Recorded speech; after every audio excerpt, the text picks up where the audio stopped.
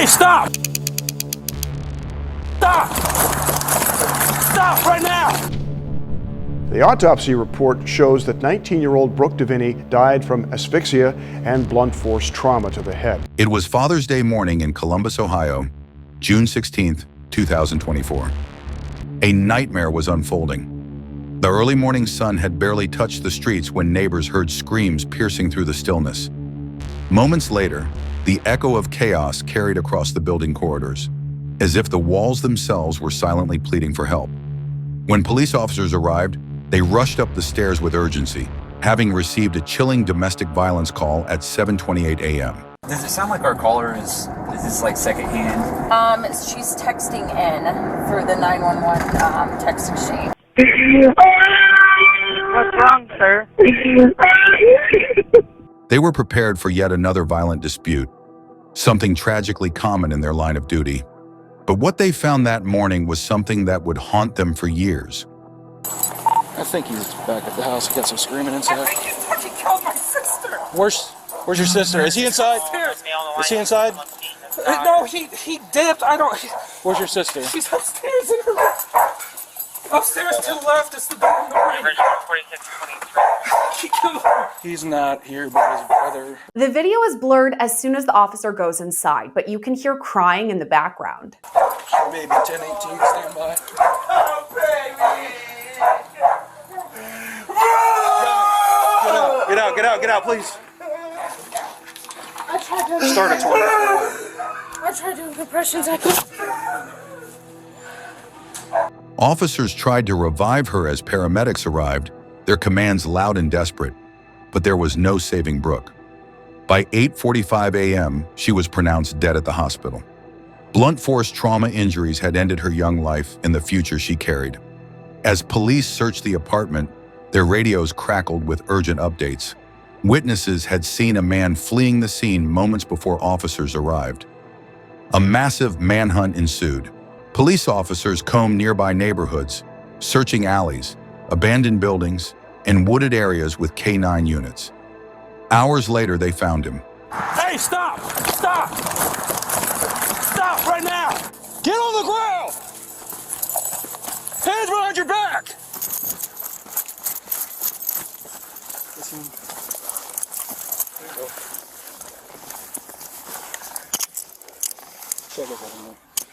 What's your name? Devin? Devin? Yep.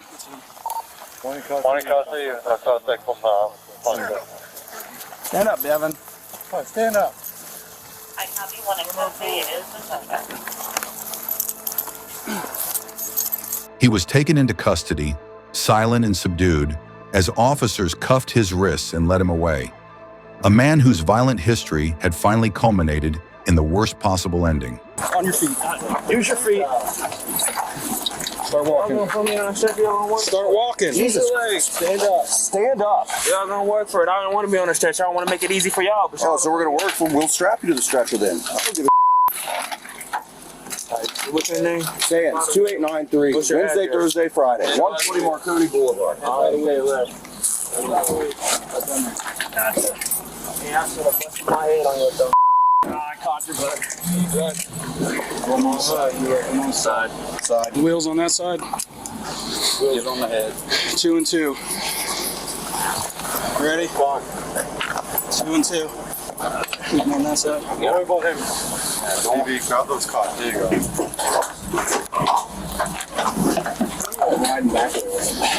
Kick that air on. Yes. Good. Back right. All right. Get in there. You're right. Yeah. This is the story of Brooke Deviney, a young woman who died on Father's Day morning, leaving behind a family shattered, friends traumatized, and a community demanding justice. Brooke T. Deviney was born into a modest family in Ohio, surrounded by people who loved her deeply. Her relationship with 23-year-old Devin Blair had always been rocky. They met in Columbus, and at first he seemed charming, protective, and supportive, but soon his possessive nature began to show. The first incident of violence wasn't public. Brooke confided in her friends about his sudden outbursts, the yelling, the harsh words, the way he would grab her wrist just a little too hard when angry. But like many victims of domestic violence, she held on to hope that he would change. In the days leading up to her murder, Brooke had filed another police report. This time, it was about an incident where Blair allegedly hit her and threatened to kill her. She told officers that he strangled her, and she feared for her life. Brooke tried to stay strong, focusing on her baby's future and hoping the legal system would protect her this time. But fate had other plans. And some new information about the death of a pregnant teen allegedly killed by her on-again, off-again boyfriend back in June. The autopsy report shows that 19-year-old Brooke DeVinny died from asphyxia and blunt force trauma to the head.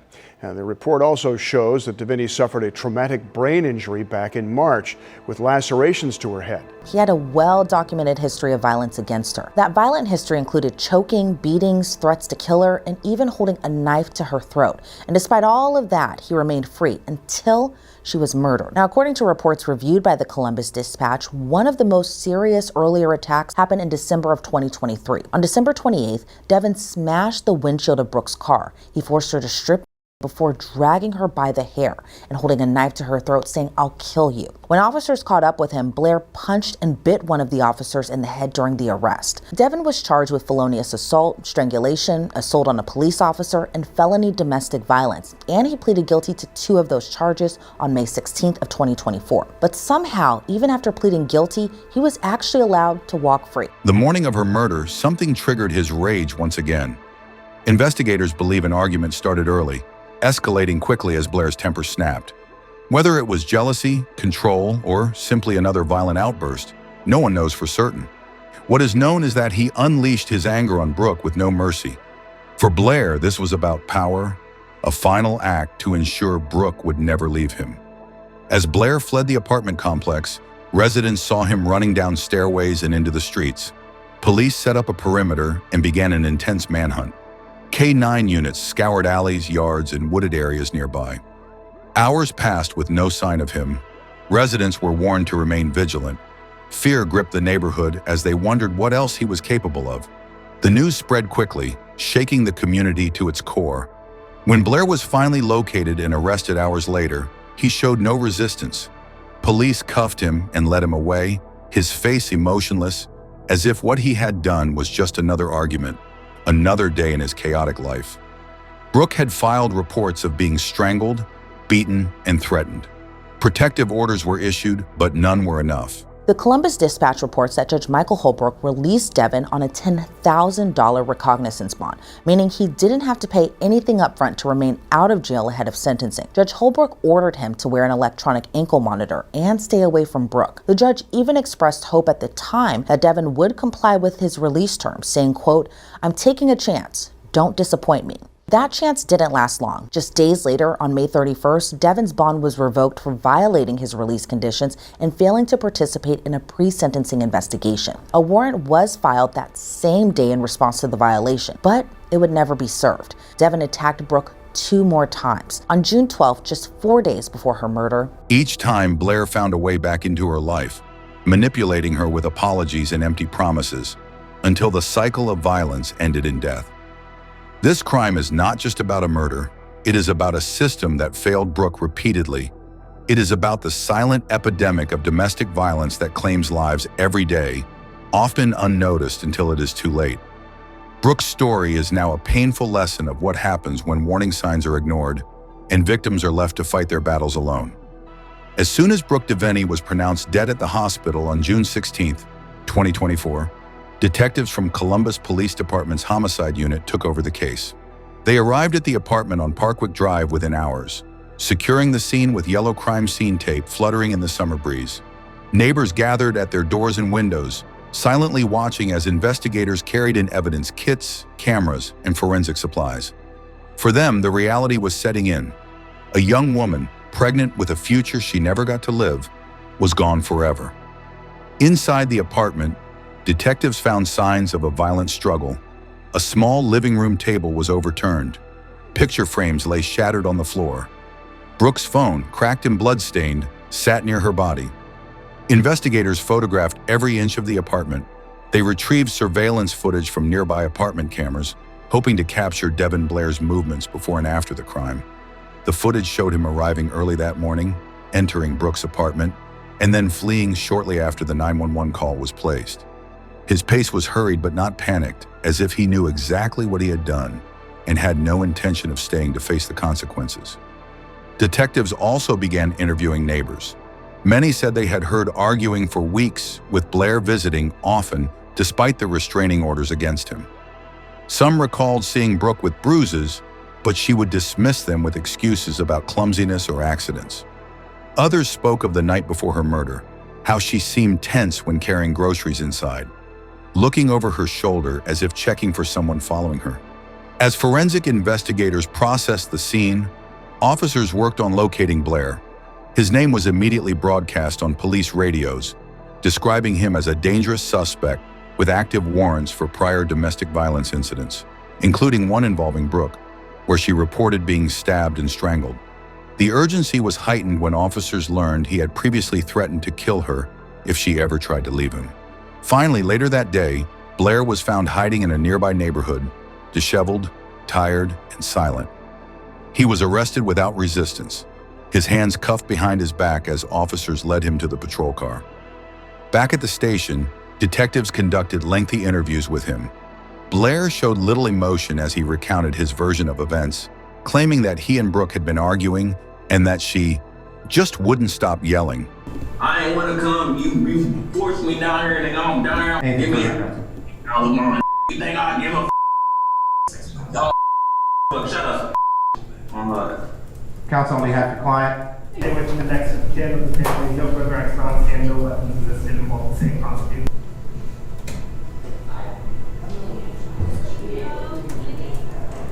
He denied intending to kill her, suggesting it was an accident during a heated fight. But the injuries told a different story. Medical examiners confirmed multiple blows consistent with an intentional assault. The blunt force trauma was severe enough to kill her almost instantly. Her unborn child never stood a chance. Detectives also reviewed Brooke's prior police reports. Just days before her death, she had filed a complaint stating Blair hit her and threatened her life. Earlier reports included incidents of strangulation, stabbing, and psychological abuse. Friends told investigators that Brooke had tried to leave him multiple times, but he always found a way back into her life, using manipulation and threats to keep her silent and compliant. The investigation quickly built a solid case for prosecutors. Evidence included the autopsy report, crime scene photos, witness testimonies, and Blair's history of domestic violence with Brooke and other women. I definitely understand probably how she was feeling, like just lost and like there was no one to help protect her. She dated Devin Blair for several years as a teenager. I don't know if I would call it love, but at one point I thought it was. She says the abuse started slowly, but escalated. He would choke me out until, I would pass out. He's put the cigarettes out on me. Over the years, police would come by their house, but Abby says she never felt safe enough to tell the truth. They would tell me, unless you actually, then, there's nothing we could do. And, he would also be right there. So, that's terrifying. Finally, in March 2021, Abby knew something had to change. She was 19 and Devin was 20. They were visiting her grandmother's grave when Abby says Blair assaulted her and bit her face. It was really super bad and I was really scared. She says he made her promise not to tell anyone. When Blair went to a friend's house, Abby went to the police department and filed a report. Like Brooke, she was pregnant with his child. I need to get in my head, I have to find a plan to get out or I'm not going to be here anymore. Detectives worked with domestic violence advocates to ensure Brooke's story was heard fully in court, highlighting the repeated failures that allowed Blair to remain free despite multiple violent incidents. The community watched closely as news stations aired footage of Blair's arrest and court appearances. People asked themselves the same painful questions. How did this happen again? Why was he free despite the danger he posed? And how many more women are silently living in fear, waiting for the help that never comes? For detectives, the investigation into Brooke's murder was not just about seeking justice, it was about exposing the broken system that failed to protect her. It was about ensuring that her name would not just be another statistic, but a wake-up call to a society that too often ignores the cries for help until it's too late. After his arrest on June 16, 2024, Devin Blair was held at the Franklin County Corrections Center, initially issued an $11 million bond. Are following some new details this afternoon. The man accused of killing a pregnant woman is now being held on an $11 million bond. 10 TV cameras were in court as Devon Blair faced a judge just hours ago. He has a history of domestic violence. He was arrested several times in the last 6 months. He also had a warrant for his arrest issued just 4 days before the homicide he's accused of committing. Records say 19-year-old Brooke Devaney called police several times on Blair but died Sunday morning. Blair is expected back in court next week. His first court appearance was tense and heavy with grief. As Blair entered the courtroom in an orange jumpsuit and shackles, his eyes barely met anyone's gaze. Family and friends of Brooke Devaney filled the benches, clutching photos of her smiling face, their eyes red from days of crying. Prosecutors presented a chilling summary of the charges: murder, felonious assault, strangulation, involuntary manslaughter, domestic violence, and tampering with evidence. As each charge was read, Blair stood expressionless, shoulders slightly hunched, looking down at the floor.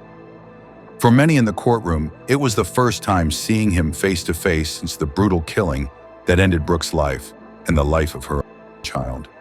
The prosecution laid out their preliminary evidence: the violent history between Blair and Brooke, her multiple police reports detailing strangulation, beatings, stabbing, and threats to kill her, and the events of Father's Day morning that ended in murder.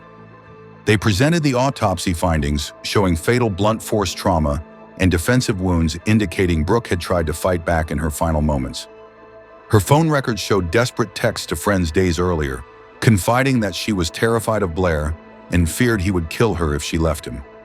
Meanwhile, the defense requested that Blair's bond be reduced, arguing he was not a flight risk and that the killing was an accident during an argument. They portrayed him as a troubled young man who snapped under emotional stress, not a premeditated killer. But the judge rejected these arguments. Due to the violent nature of the crime, prior domestic violence convictions, and the danger he posed to the community, his bond was revoked and replaced with a no-bond order. Blair would remain behind bars pending trial. Over the next few months, hearings focused on procedural motions and evidence admissibility. Prosecutors fought to ensure Blair's prior domestic violence incidents with Brooke and other partners could be presented to establish his pattern of violent, controlling behavior. The defense countered, arguing that prior bad acts were prejudicial and unrelated to the specific murder charge. Court records revealed further chilling details. Just weeks before Brooke's death, Blair had violated protection orders multiple times. Despite her reports and his outstanding warrants, he remained free, highlighting systemic failures that allowed him continued access to Brooke. Prosecutors emphasized this in court, painting a grim picture of how the justice system repeatedly failed to protect a young pregnant woman from a man who had threatened her life more than once. One particularly emotional moment came when the prosecution played Brooke's 911 calls from prior incidents. Her voice trembled as she pleaded for help, describing how Blair strangled her and threatened to kill her if she ever tried to leave. The courtroom fell silent, except for quiet sobs from her mother as she listened to her daughter's final pleas for safety that were never fully answered. She filed a police report and a protection order. She said, "Mom, once he finds out what I did, he's going to kill me, Mom." And then he did. He selfishly took her and my grandson away from me. The defense continued to push for a plea deal to avoid a full trial, suggesting reduced charges of involuntary manslaughter. But the prosecution rejected these offers, stating that Blair's violent history, the intentional nature of the killing, and the death of Brooke's unborn child demanded full accountability. This was not an accident, the prosecutor argued firmly. This was a murder fueled by power, control, and rage. A young mother and her child lost their lives because of his deliberate choices. As of the last court hearing, Blair's trial remains in pretrial status, delayed by legal motions, appeals over bond decisions, and unresolved sentencing in his prior domestic violence case. No formal trial date has been announced, but prosecutors remain determined to seek maximum justice for Brooke and her unborn child. For Brooke's family and friends, each delay in court feels like another wound reopened, a reminder that true closure will only come when Blair is held fully accountable for taking away a life that meant so much to so many. Meanwhile, Devin Blair remained in the Franklin County Correction Center, his charges mounting as prosecutors prepared for trial. Public outrage grew when details emerged about his prior convictions for domestic violence, including the incident where he had allegedly stabbed Brooke months before her murder.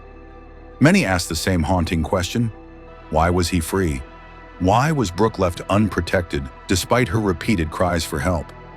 Brooke's murder also prompted local lawmakers to propose changes to Ohio's domestic violence laws, aiming to strengthen protection order enforcement and increase penalties for violations.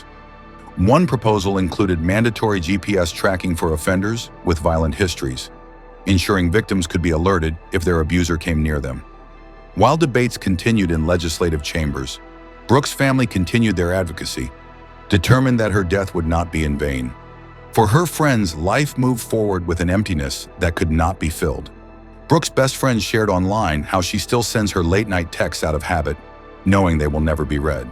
Her mother would sit in her room at night, breathing in the lingering scent of her daughter's lotions and perfumes, whispering prayers for justice.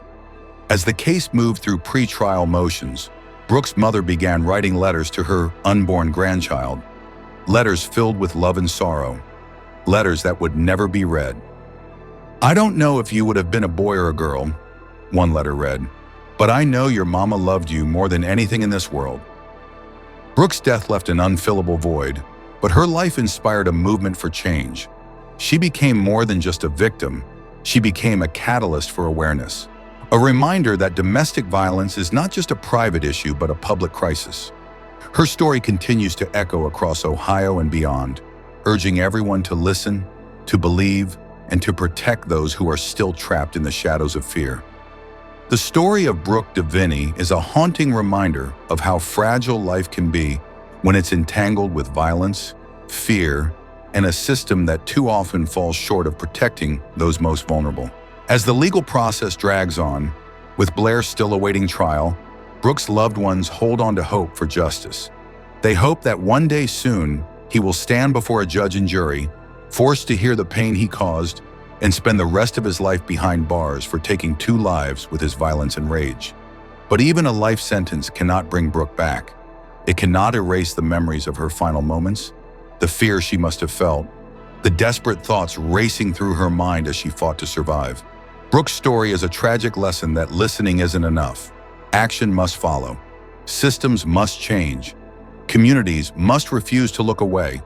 Her legacy now lives through the foundation created in her name, supporting domestic violence victims and educating teens about the dangers of abusive relationships. Her family continues to speak out, turning their grief into purpose, ensuring her name will never fade into just another statistic. And so, as we remember Brooke DeVinny today, let us remember her not for how she died, but for how she lived. A young woman with a tender heart, dreams of becoming a nurse, and an innocent child growing within her, both gone far too soon because love was twisted into violence. This is the story of Brooke DeVinny, a story of love that became control, protection that never arrived, and a final act of violence that took everything from her. May her memory remind us that behind every statistic is a face, a name, a life worth protecting. And may her story push us all to do better, to see the signs, to act before it's too late, and to ensure that no other family has to live through the nightmare her family now endures every single day. If you found this story important, don't forget to like this video, share it to spread awareness, and subscribe to our channel for more real-life cases that demand to be heard. Your support helps keep these victims' voices alive and their stories remembered. Hi. Can you open the door? Can you open the door for me? I know I'm in trouble. No, you're okay. What's going on? You can stay in the car if you want. No. What's going on? Send out your body cam, please. Yeah. It's recorded. What's going on, sir? What's your name? I don't remember anything. What prompted you to call tonight? Do you have any weapons or anything on you? No. Okay. No, there's a knife in the car. Okay. Like a pocket knife or What's your name? Clean up back at night. Okay. So what's going on tonight? What are you right now? I'm having a panic attack. Okay. I'm convinced that I may have murdered my girlfriend and I don't remember it. So much later that I just heard the strike murder, and I'm wasting your time. After the scream, I Yeah. how much longer did you stay outside? A couple of minutes, and again, it wasn't like I felt incredible guilt just the last 24 hours. Like I really would have gone down there. Saturday morning, Samantha Woll was found stabbed to death outside her home in Lafayette Park. Officers say they found a trail of blood leading them to her residence, which is where they believe she was killed. So what I'm gonna do? I gotta do something real quick, so I'm gonna have to see if my car. If you sit in my car, I gotta run you real quick. So set your phone down right there. Yeah, set your phone down right there. Yeah, you're okay. If you're fine. You're being real cooperative, actually. So, yeah.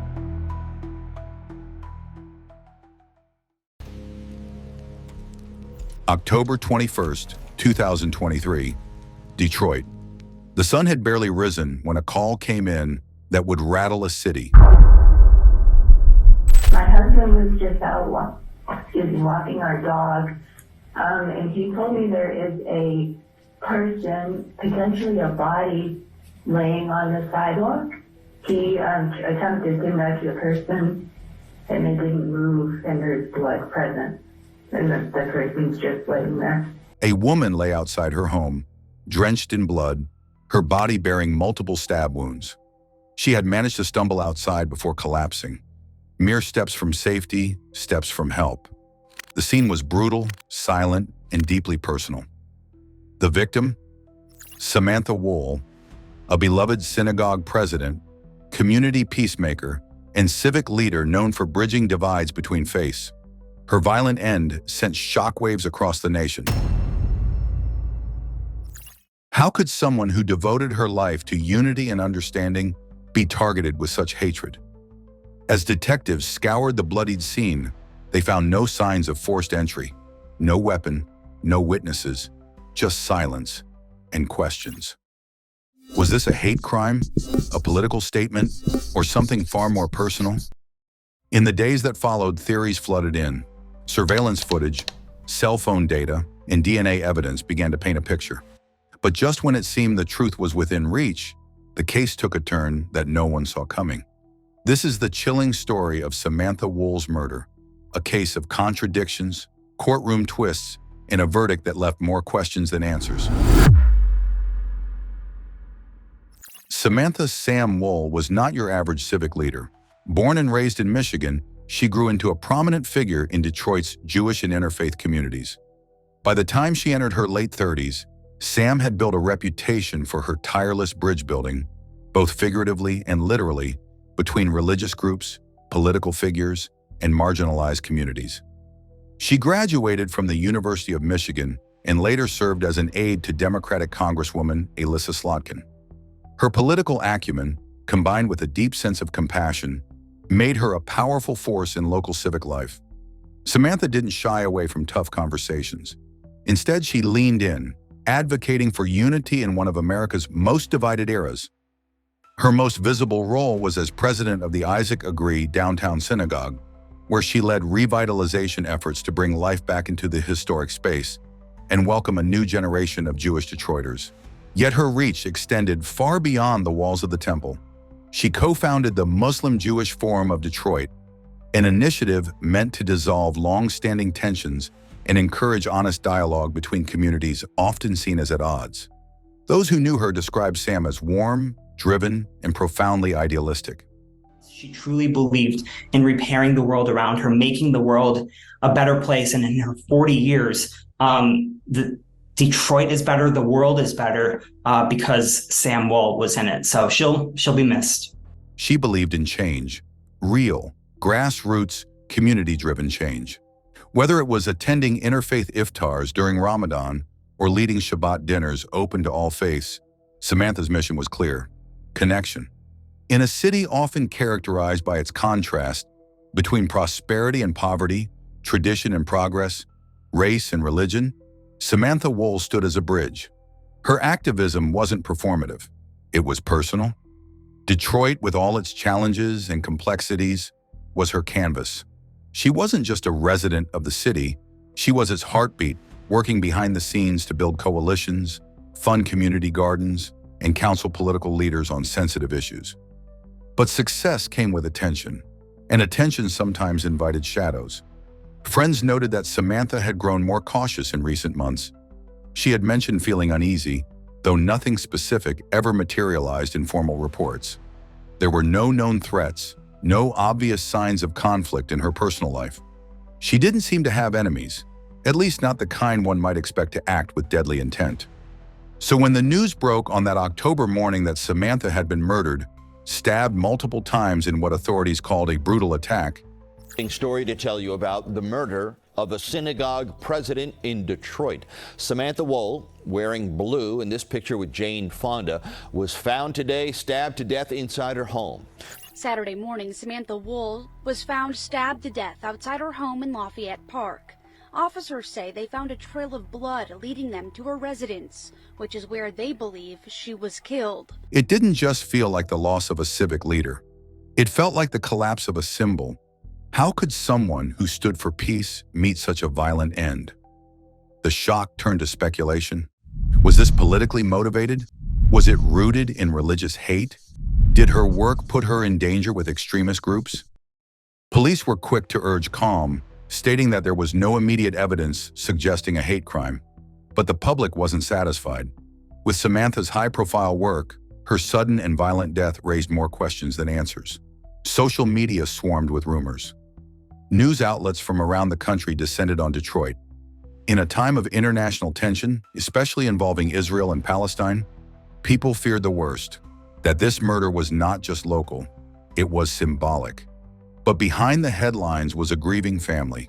Samantha's loved ones described her as a light, someone who didn't just preach love but practiced it daily. Her sister Monica spoke to the press with heartbreak etched in her words. This was not random. This was not senseless. This was evil. Total state of disbelief. A fatal mistake, but everybody makes mistakes and everybody forgets to do something sometimes, and we've all left our door unlocked when we didn't mean to, and no one expects to be killed for it. As detectives began digging into her final hours, what they uncovered would spark a legal firestorm, trigger a national media frenzy, and leave the city of Detroit and Samantha's loved ones forever changed. Because sometimes the most horrific acts don't come from strangers. Sometimes they come from the places and people we least expect. In the quiet early hours of October 21st, 2023, Samantha Woll hosted a small gathering at her Lafayette Park townhouse. Friends recalled it as an ordinary evening, light conversation, laughter, and a sense of warmth that Sam was known for. Nothing seemed out of place. Nothing pointed to what would unfold just hours later. Around 12:30 a.m., guests began to leave, and Samantha was seen locking up her home. It was the last time anyone saw her alive. At approximately 6:30 a.m., a passerby spotted a trail of blood outside Sam's residence. It led from her front door down to the sidewalk, unsettling, stark against the concrete. At the end of the trail was Sam's lifeless body, sprawled out and surrounded by blood. She had been stabbed multiple times with deep wounds suggesting a close-range, highly personal attack. The discovery sparked immediate panic in the community. Police arrived swiftly, cordoning off the block. Investigators initially suspected the attack may have occurred outside, but the blood trail led inward, through her doorway and into the living room, where a larger pool of blood was found. It was soon clear Samantha had been attacked inside her home, and in a desperate attempt for help, had managed to stumble outside before collapsing. There were no signs of forced entry. Her doors were locked. Her valuables remained untouched. Nothing was stolen. The brutal violence seemed driven by rage, not robbery. The absence of forced entry suggested something chilling. Sam may have known her killer. Her home security system appeared to have been disabled or bypassed. Her phone, found nearby, had not made any emergency calls. There was no 911 call, no broken windows, no screams heard by neighbors. Whoever did this, they had planned it, or at the very least, moved with precision and silence. The sheer brutality of the crime made national headlines. Initial speculation turned toward the idea of a hate crime, given Sam's public identity as a Jewish leader and interfaith activist. Her murder occurred just 2 weeks after the Israel-Hamas war reignited global tensions. But despite the timing, Detroit police quickly stated there was no evidence of anti-Semitism behind the attack. Still, the fear remained. The Jewish community braced for answers. Vigilantes speculated online. Every piece of available surveillance footage in the area was pulled. Detectives began working around the clock to retrace Sam's last steps and identify any person who may have been near her home that night. Investigators discovered that someone had been near Samantha's home between 2 and 4 a.m., a suspicious figure spotted on surveillance cameras a few blocks away. Cell phone tower data later showed a number of mobile devices pinging in the area, and one stood out. A man named Michael Jackson Bolanos. He wasn't a known enemy. In fact, he wasn't even a close associate of Sam's. He had no criminal record of violent behavior, no known motive, and wasn't even on the radar until the evidence started stacking up. According to investigators, his phone records placed him in the vicinity of Sam's house during the time of the murder. I'm comparing your side to this video to her ADT. So who the fuck is her? One of the houses in the area. I did not go in no houses. You went in one of the lease. I didn't go in no house. How can I go in a house? You tell me? Tell you what, I did not go in no house, bro. I'm not lying to you. I'm not trying to make nothing up or nothing. I did not go into nobody's house. This is the only place I went into. My girl's apartment. Left there and came back there. That motion detector, we see you, right? I didn't go in nobody's door. Well, maybe it's coincidence. You said a motion detector. You see the motion detector goes off, right? Then we see you come out. Right? You see who? You. You see my face. You see like how you see right here and me come out of a house? So yes, we see you come out of there. So we're going backwards. Because at that point, we didn't know where you came from. I never came out of those fucking houses, bro. He gave multiple conflicting statements during interviews, at times claiming he wasn't anywhere near the location, only for GPS and surveillance data to prove otherwise. Things escalated when police discovered Woll's DNA on a jacket and backpack found in Jackson Bolanos' possession. The blood evidence, alongside his inconsistent timeline and lies, led to his arrest. So what I'm gonna do? I gotta do something real quick, so I'm gonna have you sit in my car. If you sit in my car, I gotta run you real quick. So set your phone down right there. Yeah, set your phone down right there. Yeah, you're okay. You're fine. You're being real cooperative, actually. So, He was charged with first-degree murder, felony murder, home invasion, and lying to police. The charges shocked many. Jackson Bolanos, a man with no known relationship to Woll, was now at the center of one of Michigan's most closely watched murder trials. Yet even with his arrest, many questions remained. What was his motive? How did he enter the home?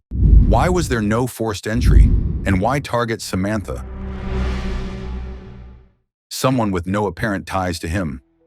Some theorize that he may have been casing the neighborhood and selected the home at random.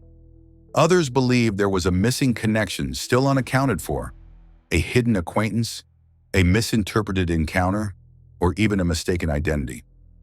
As the trial approached, the crime scene remained etched into Detroit's collective memory. The blood, the silence, the staggering loss of someone who represented unity. And while police had their suspect, the legal system was about to face its own reckoning, with evidence that would both support and unravel their case in the months ahead. From the moment Samantha Woll's lifeless body was discovered, the Detroit Police Department knew this wouldn't be a typical homicide case. The victim was high profile, the crime was brutal, and the circumstances, no forced entry, no witnesses, and no clear motive, only deepened the mystery. The first 48 hours were tense. Detectives canvassed the area, pulling surveillance footage from nearby buildings, cross-referencing timestamps, and tracing every movement captured on nearby security cameras. They also requested cell tower data to identify any mobile devices pinging near the scene between 12:30 a.m. and 6:30 a.m. Inside Sam's home, the forensic team found a chaotic and horrifying scene.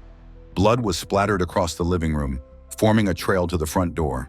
The attack had clearly started inside, likely while she was off guard, and she had tried to escape. The killer had delivered multiple stab wounds, including defensive wounds to her arms, indicating she had fought back. Investigators also found her phone and purse intact. No signs of robbery. No valuables were taken. This wasn't a burglary gone wrong. It was something else. Something personal or something calculated. There were no signs of forced entry, which led detectives to consider two possibilities. Either she knew her killer and let them in, or they had found another way into the home. Her security system, surprisingly, showed no alerts or activation logs. Some speculated it may have been disabled manually, though authorities never publicly confirmed that detail. Early theories abounded: political enemies, hate groups, a stalker, or a resentful acquaintance. But Samantha Woll's life appeared to be free of such threats. She was known to be deeply compassionate, collaborative, and conflict-averse. The deeper police dug into her personal life, the fewer red flags they found. That changed when digital forensics entered the picture. Using cell tower triangulation, investigators identified a phone that had traveled through Woll's neighborhood around the time of the murder. The device belonged to Michael Jackson Bolanos, a 28-year-old Detroit resident with no known connection to the victim. Jackson Bolanos initially denied being near Woll's home that night, but security footage told a different story. Surveillance from a residence just blocks away showed a man walking through the neighborhood at 3:46 a.m., matching his general appearance. This discrepancy triggered deeper scrutiny. A search warrant was issued. When investigators searched Jackson Bolanos' belongings, they discovered a backpack and jacket. Both tested positive for Samantha Woll's blood and DNA. The jacket in particular was said to have multiple traces of her blood, consistent with close physical contact.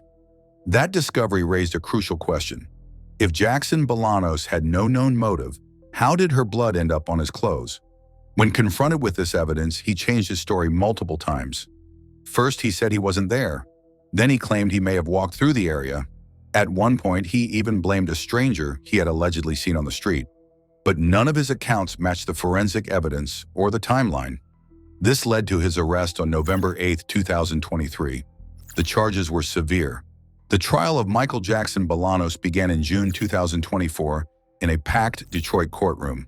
The atmosphere was thick with tension, not only because the case involved a beloved community figure, but because it also exposed uncomfortable truths about the limits of forensic evidence, public perception, and the expectations placed on the justice system in high-profile crimes. Jackson Bolanos faced 4 serious charges: first-degree premeditated murder, felony murder, home invasion, and lying to police. The prosecution presented a narrative built on digital footprints, forensic data, and behavioral inconsistencies. The defense, in turn, framed the case as circumstantial and speculative, arguing there was no definitive proof tying their client to the murder. Prosecutors began by walking the jury through the timeline of events. Samantha Woll had hosted a small gathering at her home, said goodbye to her friends around 12:30 a.m., and was found dead just after sunrise. Her phone records, neighborhood surveillance, and blood evidence inside the home were meticulously outlined to paint a picture of premeditated murder. The last time something necessarily requiring human input into her phone would have had to have happened. Her phone was passcode locked. So that narrowed the suspected time range of her murder between when her phone was last used to 6:20 a.m. Now, the police also found that she had an ADT system. And the police went to ADT and they used a search warrant to get data from that system to see if there was any information they could get about the system's activities the night of her death. And what they found was that although the ADT system wasn't armed that night, the system was still collecting data. And they found that at 12:31 a.m., her front door opened, consistent with her getting back from the wedding. They found that at 12:32 a.m., there was motion present in her living room. Their strongest piece of evidence was Samantha Woll's blood and DNA found on Jackson Bolanos' jacket and backpack. And when they searched that apartment, they found a North Face jacket that looked an awful lot like the one he was wearing on video that night. And that North Face jacket was sent to the Michigan State Police Crime Laboratory to be forensically analyzed. And they found that there were 2 spots of blood still on that jacket. And that blood was swabbed and it was tested for comparison with Miss Woll's DNA to see if her DNA was in that blood, to see if that was her blood. According to forensic experts, the blood patterns were consistent with close contact during a violent event. They testified that contamination was extremely unlikely given the quantity and placement of the DNA. Cell phone tower data showed his device had traveled through Woll's neighborhood during the critical hours of 2 a.m. to 5 a.m., a time frame during which the murder was believed to have taken place. Surveillance footage captured a man matching his build and gait walking near the scene. Though it was not crystal clear, prosecutors argued it placed him within blocks of the crime. Jackson Bolanos' shifting alibis were also heavily scrutinized. In interviews with police, he initially denied being anywhere near the scene, then later claimed he was walking through the area but didn't know Samantha. These conflicting statements, prosecutors argued, reflected a guilty conscience. They closed their argument by stating that while the motive remained unclear, the forensic and digital trail left behind by the defendant was too strong to ignore. Jackson Bolanos' defense attorneys came out swinging. They contended that the prosecution's case was built entirely on circumstantial evidence and assumptions. There were no eyewitnesses, no fingerprints tying their client to the scene, and, most critically, no established connection between him and Samantha Woll. The prosecutor wants to put this theory out that it's possible because he's in the area, and that if he was looking into cars, then he must have went into an apartment to commit a murder without taking anything and violently stabbing her 8 times while beating her up. Now, when he was arrested, they photographed his body to see if he had any defensive wounds, any scratches, any evidence whatsoever that would suggest that he had been into a struggle with somebody, had been into a fight with somebody. No evidence whatsoever. In closing, they framed their client as a convenient scapegoat, a man with no criminal past, caught up in a storm of public pressure and prosecutorial haste. In July 2024, after days of deliberation, the jury returned a stunning and divided verdict. Members of the jury, listen to your verdict as recorded by the court. You do say upon your oath that you find Michael Manuel Jackson Bolanos hung as to count 1 first-degree felony murder, not guilty as to count 2 first-degree premeditated murder, hung as to count 3 home invasion first degree, and guilty of count 4 concealing facts or misleading the police. So say you, Mr. Foreperson, so say you, members of the jury. Not guilty on the charge of first-degree premeditated murder, no verdict, a hung jury, on the charges of felony murder and home invasion. Guilty on the charge of lying to police. The courtroom fell into a shocked silence. The not guilty verdict on first-degree murder meant Jackson Bolanos could not be retried on that specific charge under the principle of double jeopardy. Prosecutors vowed to retry him on the 2 charges the jury couldn't agree on. But in August 2024, Judge Margaret Van Houten ruled that retrying him on the felony murder and home invasion charges would also constitute double jeopardy, as they were tied to the same conduct as the premeditated murder charge. The case, in the eyes of the law, was effectively closed. What remained was a single conviction for lying to the police. For that, Jackson Bolanos received a sentence of 18 months to 15 years in state prison.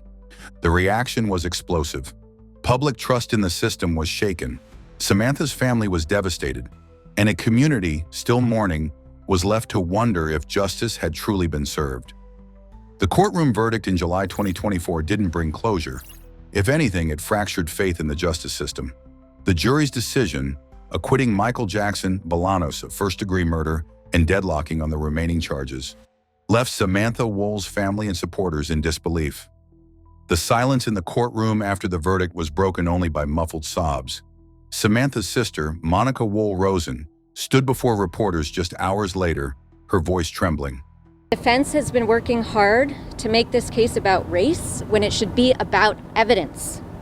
And in this case, the evidence points very clearly to one man, and that man is Michael Jackson Bolanos. A long and exhaustive process. These suspects were excluded one by one because no evidence connected them to the murder. "My sister's murderer got away with it," she said bluntly.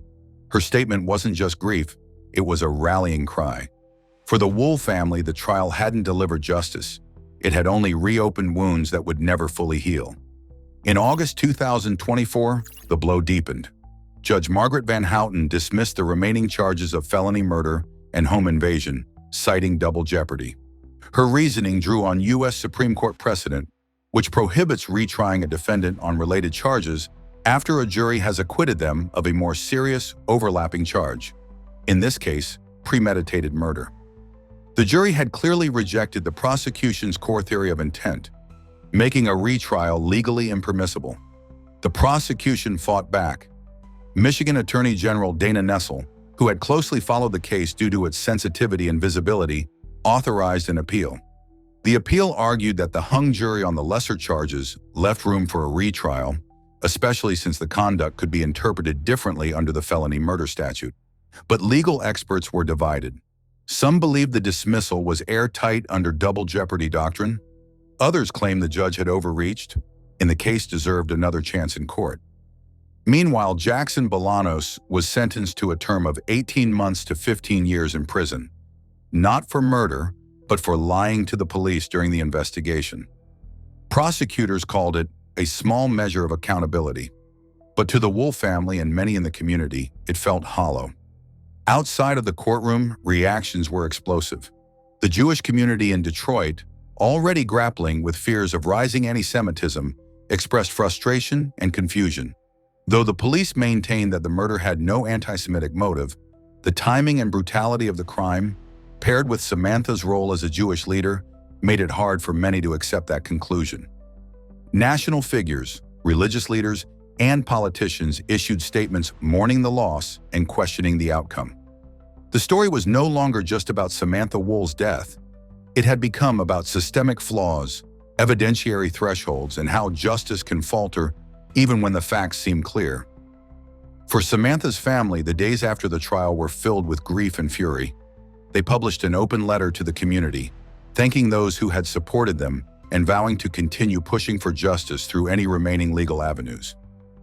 "Our fight isn't over," Monica wrote. "Even if the courts failed, truth hasn't." The synagogue Samantha once led held a candlelight vigil in her honor. Hundreds gathered, Jews, Muslims, Christians, politicians, activists, and ordinary citizens. They sang, they prayed, and they remembered her not just as a victim, but as a leader, a bridge builder, a woman of courage and hope. Grant infinite rest in your sheltering presence among the holy and pure. We have in this room Muslims and Hindus, Catholics and Christians and Jews and all kinds of races, and everyone loved Sam and was affirmed by Sam. In the months following the verdict, calls for legislative reform grew louder. Some lawmakers proposed revisiting Michigan's double jeopardy statutes, hoping to clarify situations like Woll's case, where overlapping charges could be blocked by a single jury decision. While legal reform is a slow process, the public discourse Samantha's case ignited has continued to echo. Inside prison, Michael Jackson Bolanos has remained largely silent. His legal team has hinted at appeals on the one conviction, while also stating that their client maintains his innocence. He has never confessed, never explained, never answered the questions still haunting the Woll family. And so, as the city of Detroit moves forward, the memory of Samantha Woll remains etched into its soul. A mural now stands in her honor near the downtown synagogue. It depicts her smiling, surrounded by symbols of unity, stars, crescents, and hands reaching toward each other. But beneath the surface, something else remains, a quiet, unresolved tension. A question that lingers in every conversation, every news article, every memorial. Did justice ever truly arrive? The murder of Samantha Woll is a case that will haunt Detroit and the nation for years to come. It's not just because of the brutality of the crime or the prominence of the victim, but because of what followed. A courtroom saga that raised more questions than it answered, a community left reeling, and a justice system whose verdict landed like a stone in still water. Shocking, disorienting, and far from resolved. Samantha's legacy was one of peace. She was a builder of bridges, a woman who found purpose in dissolving barriers between faiths, cultures, and political ideologies. She believed that conversation could heal, that compassion could unify. Her life was the antithesis of violence, which made her death feel not just tragic, but painfully ironic. From the very beginning, the case defied expectations. There was no forced entry, no motive, no murder weapon, just a trail of blood, digital breadcrumbs, and a man whose story kept changing. The forensic evidence, Woll's DNA on Michael Jackson Bolanos' belongings, was strong, but not airtight. The surveillance footage showed a figure, but not a face. The cell phone data drew a map, but not a motive. Prosecutors leaned into the science. The defense leaned into the doubt. And in the end, a jury, perhaps swayed by the lack of clarity around how or why, delivered a fractured decision, not guilty of murder, guilty only of lying. And yet lying to police wasn't what Samantha Woll died for. By following precedent, the court had closed the door, not just on a second chance at justice, but on the possibility of answers. Public trust took a hit. People questioned how someone could be found with the victim's blood on his clothes, lie repeatedly to investigators, and still walk free on the most serious charges. Others argued that this is how justice works. Better a guilty man go free than an innocent man be wrongly convicted. For many, that debate is still unresolved. Meanwhile, Samantha's family continues their quiet war for truth. Her sister Monica has become a voice of both sorrow and defiance, speaking out against what she calls the system's failure and vowing to keep her sister's story alive. "We won't let her name fade," she told reporters.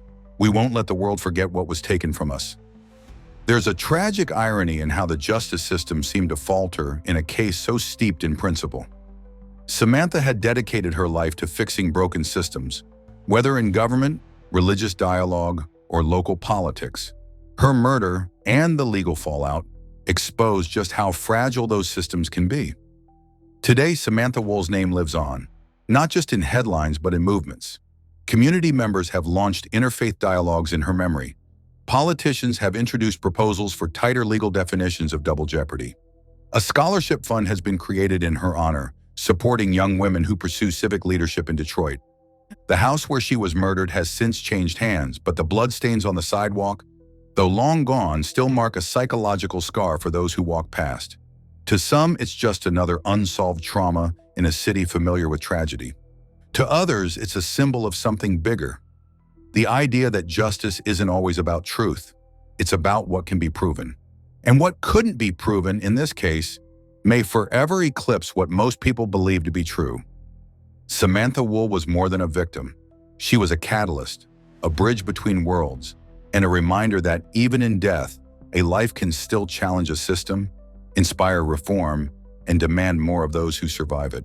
Her story doesn't have a neat ending, but maybe that's the point. Because real justice, like peace, isn't something you arrive at. It's something you chase.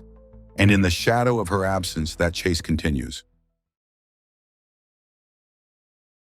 There's somebody beating up my neighbor with a bat. All right, what town? We're on Myrtle Road. It's like a nightmare. Yeah. What the? You just help this kid. He just got into the Uber, but he's armed, and I want to make sure. What kind of weapon does he have? He has a little pistol. He fired 3 rounds into my boyfriend this morning. Oh my, okay. So I was extremely depressed, started out the year. I just kind of felt like I needed something to inspire me. Come on with your hands up. Put your hands up. Hands up. Who's in here? Who's in? Anybody else in here? Yeah, the guy you're looking for. That son of a... He's made a goddamn entrance in there. I've been here for 2 days. Okay, where is he? He took my pickup. He stripped the house. He's gone. Okay. And how do you know him? He showed up at my house this morning and shot my boyfriend. May 22nd, 2020. A quiet Connecticut town was about to witness something it hadn't seen in decades. A trail of terror unlike anything local law enforcement had ever faced. It started with a stranger walking down a rural road in Willington. Dressed in black, carrying a duffel bag and a sword, he looked like something out of a nightmare. Within minutes, one man lay dead, another brutally injured. The suspect vanished into the woods. What followed was a chilling, multi-state manhunt that spanned 6 days and left communities across the Northeast gripped with fear. Every new alert sent shockwaves. Another stolen vehicle, another break-in, another body. The man authorities were hunting wasn't a hardened criminal or escaped convict. He was a 23-year-old college student from a quiet Connecticut suburb. His name, Peter Manfredonia. But the question no one could answer was why. Why would a bright, promising young man suddenly snap? Why did he target the people he did? And what darkness had been brewing beneath the surface of his seemingly normal life? As authorities raced against time, unraveling Peter's violent path across 3 states, one thing became clear. This wasn't just a random outburst. It was a calculated descent into chaos. And at the center of it all was a mind unraveling, leaving death and devastation in its wake. This is the story of the man who walked out of the woods and into America's headlines. Before the name Peter Manfredonia would send shockwaves across the nation, he was just another face in a graduating class photo. A bright student, a son, a friend. Born and raised in Newtown, Connecticut, a town already marred by the haunting legacy of the 2012 Sandy Hook Elementary School shooting.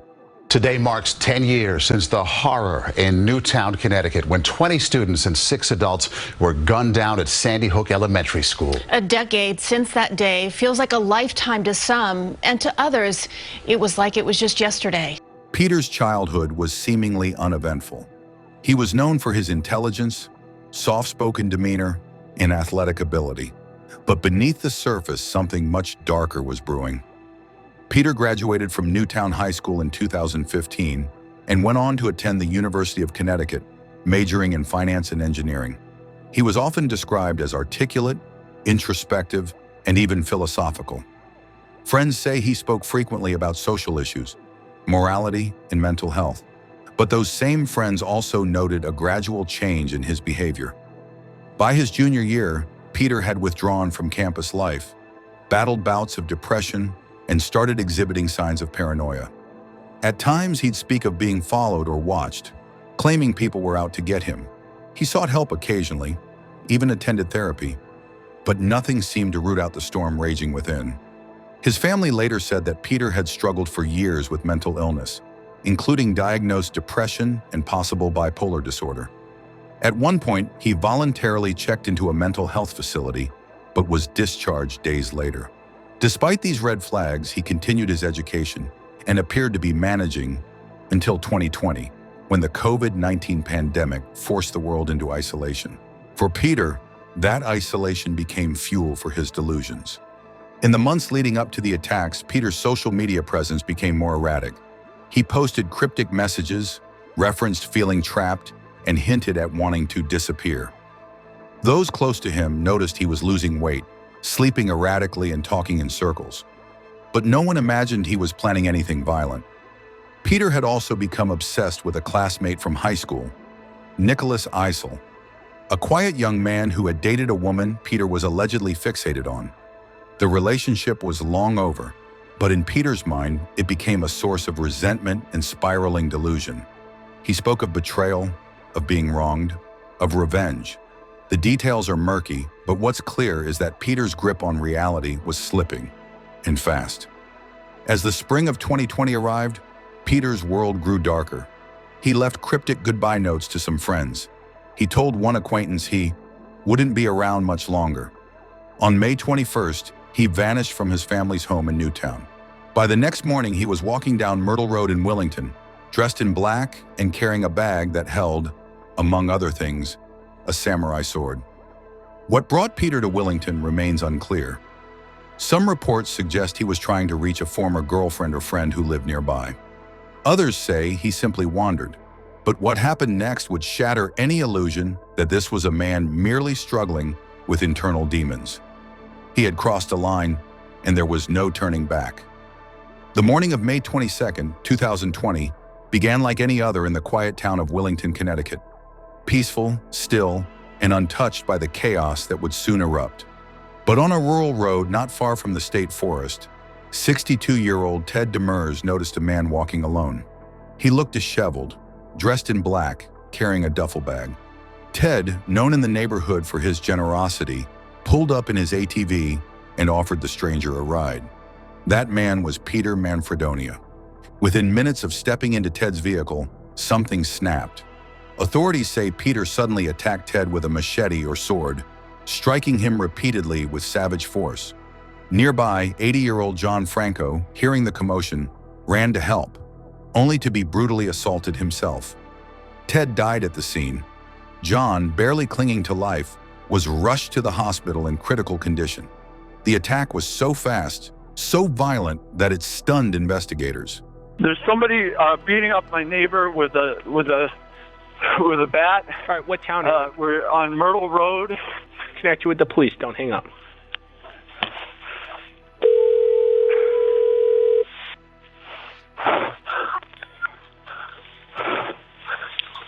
Location of your emergency. Willington, Connecticut. Okay. And the emergency? There's someone beating my neighbor with a bat or something outside. 911, where's the emergency? Yes, we need an ambulance on the road in Willington. What's going on there? A dirt bike just came down. I don't know what happened. I didn't see it, but someone's hit. 2 people are hit really badly. Okay, was a dirt They're bike on the accident? ground. Do you need an ambulance? I don't know. I don't really know if You it don't was know? a car or a dirt bike, but 2 people are hit really badly. Get here quick, please. Okay, I'm right out. Okay, thank Okay. you. All the way at the end of the road. Okay, we'll let them bye. know. T in here? Okay, do you have people en route from Myrtle Road? There's supposed to be 2 injured parties there from an assault. Oh, it's an assault. Okay. That's He said the accuser left. He's saying one of the parties is missing their hand. Now, he thought it was a bat they used, but maybe there was some other instrument. Oh, okay. Apparently, they're still in the roadway. I'm calling somebody off of that roadway call to go down there. Okay, they're on the way. Thank you. 911, location emergency.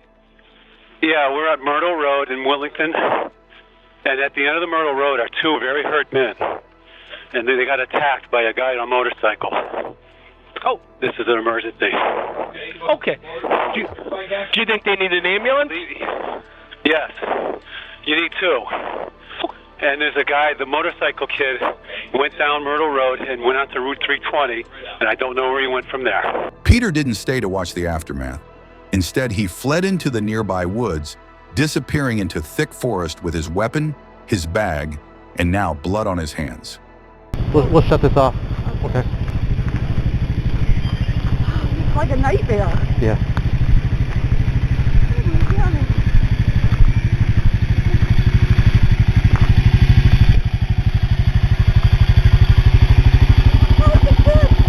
What's that? He just helped this kid. Let me just... Yeah, we'll leave it running for now.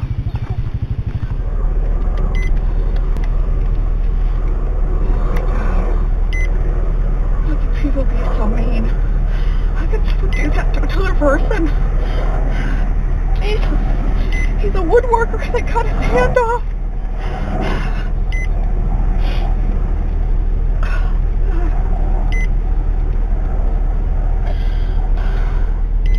Are you right-handed or left? I'm right-handed. I grew up in Hartford. Oh, did you? Never had this kind of violence out here. Whew. Hours passed. Helicopters circled overhead. K-9 units combed the area. But Peter had already made his next move. He broke into a nearby home and held a man hostage for over 24 hours. The homeowner, whose identity remains protected, later told police that Peter spoke about his mental illness, his regret, and his desire not to hurt more people. Yet he was armed, agitated, and clearly dangerous. After stealing food, clothing, and the man's truck, Peter vanished once more. Size of hole originally.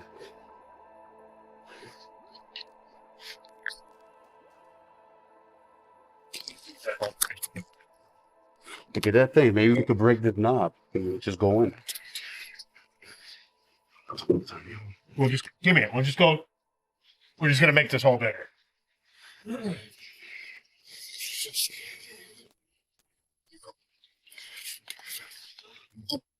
You reach in. State police. Down there. Identify yourself. Come on with your hands up. Come on with your hands up.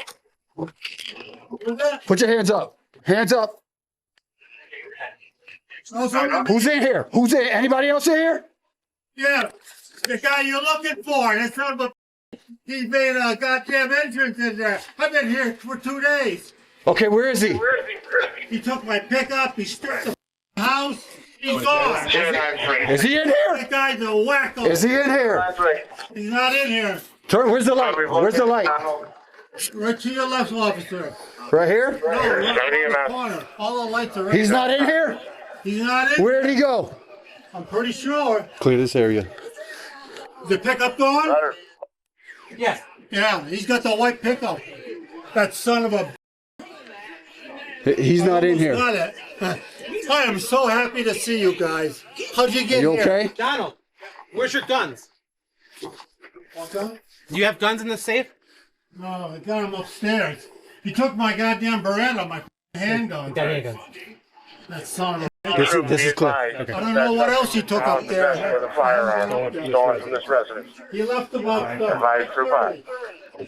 Yeah, he loaded up the pickup. I don't know what he took, but I don't know where he's going, but he's dangerous. Basement's clear. Basement's clear. Do you want to document this? Yeah, get tied up before we cut him loose. Basement's clear. I don't have a mask, Gail, sorry. Did He didn't either, so. you get assaulted, sir? Did he hit you at all? or- Pardon me? Did you get assaulted at all? You're not injured, right?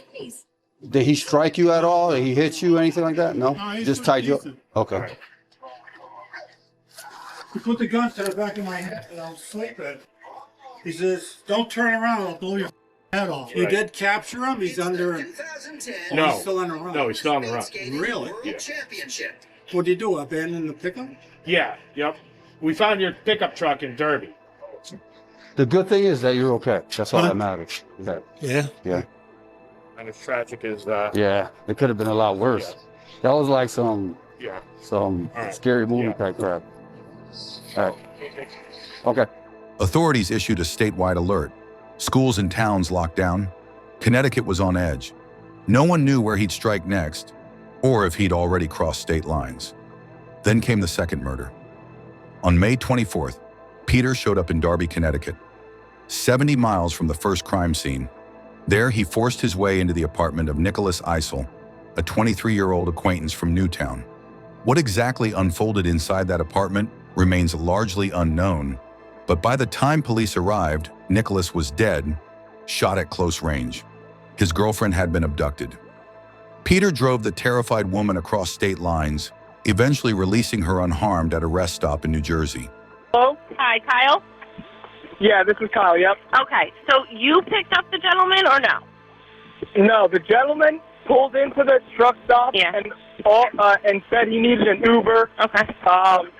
And offered me money to call him an Uber, said he needed to get to work. So I called him an Uber. Okay. He just got into the Uber, but he's armed. And I want to make sure. What kind of weapon does he have?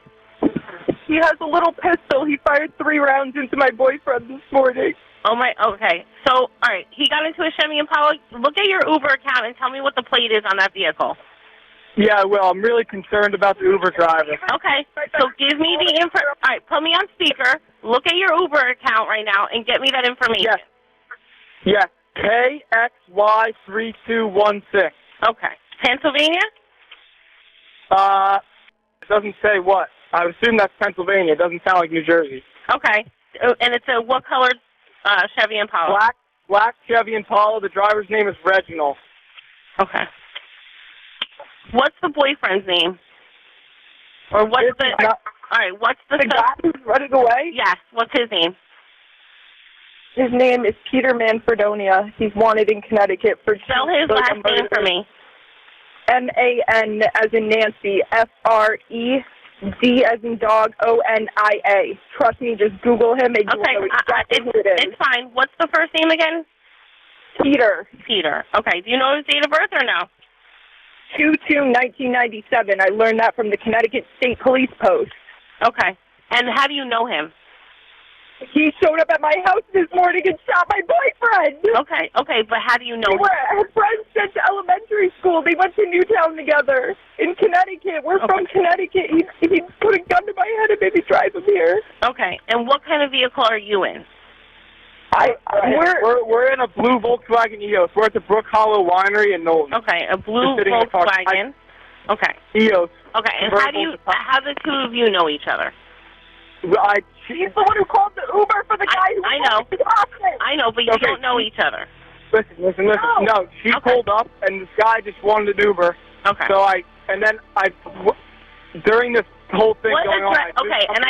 I'm asking directed questions. I will listen to everything you say, but do you know what address that he gave the Uber driver? Yes. Starbucks. The Starbucks on Hamilton Street in Allentown, Pennsylvania. She later told investigators that Peter repeatedly said he didn't want to hurt her. But the fact remained, he had murdered 2 men, injured another, taken a hostage, and stolen multiple vehicles, all in less than 72 hours. The manhunt was now national. The FBI joined the search.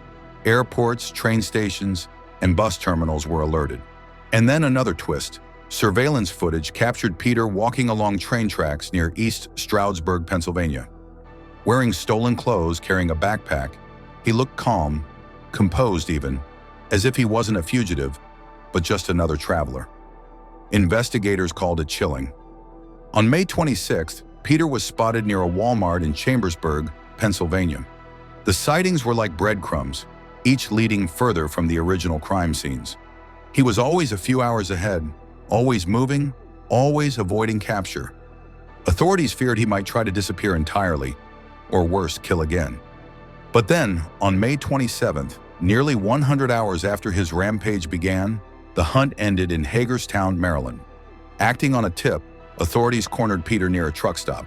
He didn't resist. He laid down, unarmed, and was taken into custody without incident. It was over. Tonight, we caught the suspect, Peter Manfredonia. He was taken into custody in Hagerstown, Maryland. There could be state charges, federal charges, all of which will be worked out in the coming days, hours since then.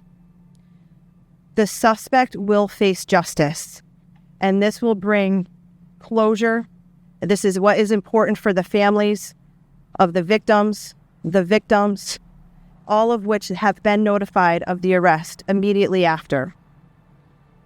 Connecticut State Police detectives utilize social media, technology, and good old-fashioned police work in order to track down this suspect.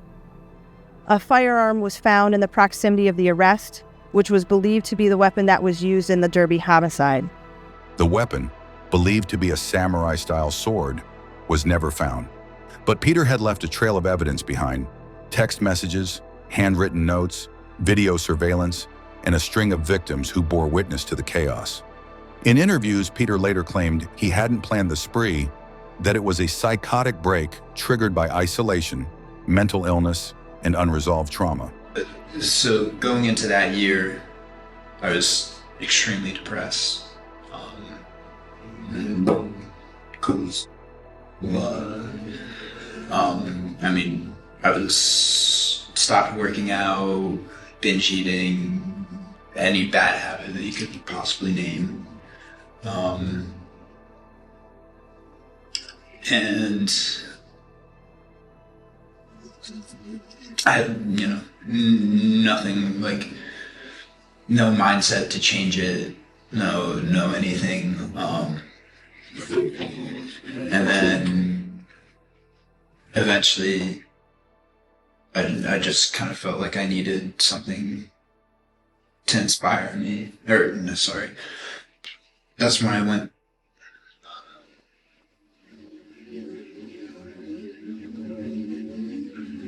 Yeah, okay. So I was extremely depressed starting out the year. And once I had hit the low point of doing the writing on the walls, that's when I came to the conclusion that I really needed to change something, to have something to, kind of work for, to kind of like keep me anchored and kind of keep my sight set downfield somewhere, rather than just like right in front of me, like trying to live for more than just like a day-to-day like existence, if that makes sense. What were some of those bigger issues? You went to Newtown High. I can imagine there's some personal connection there. Like, was that something that bothered you? Yes. It was? Okay. And did that make you, so then what was the reason for connecting that with the, on your wall? That when I drew on the wall, it was pretty much just, I was in a manic state and kind of anything. I couldn't even remember half the things that were on it, if you ask me now.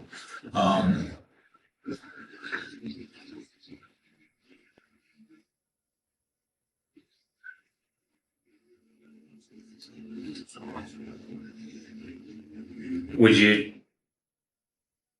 you compare that manic state that you were feeling then to maybe what you've been feeling the past few days? Is there any similarities there?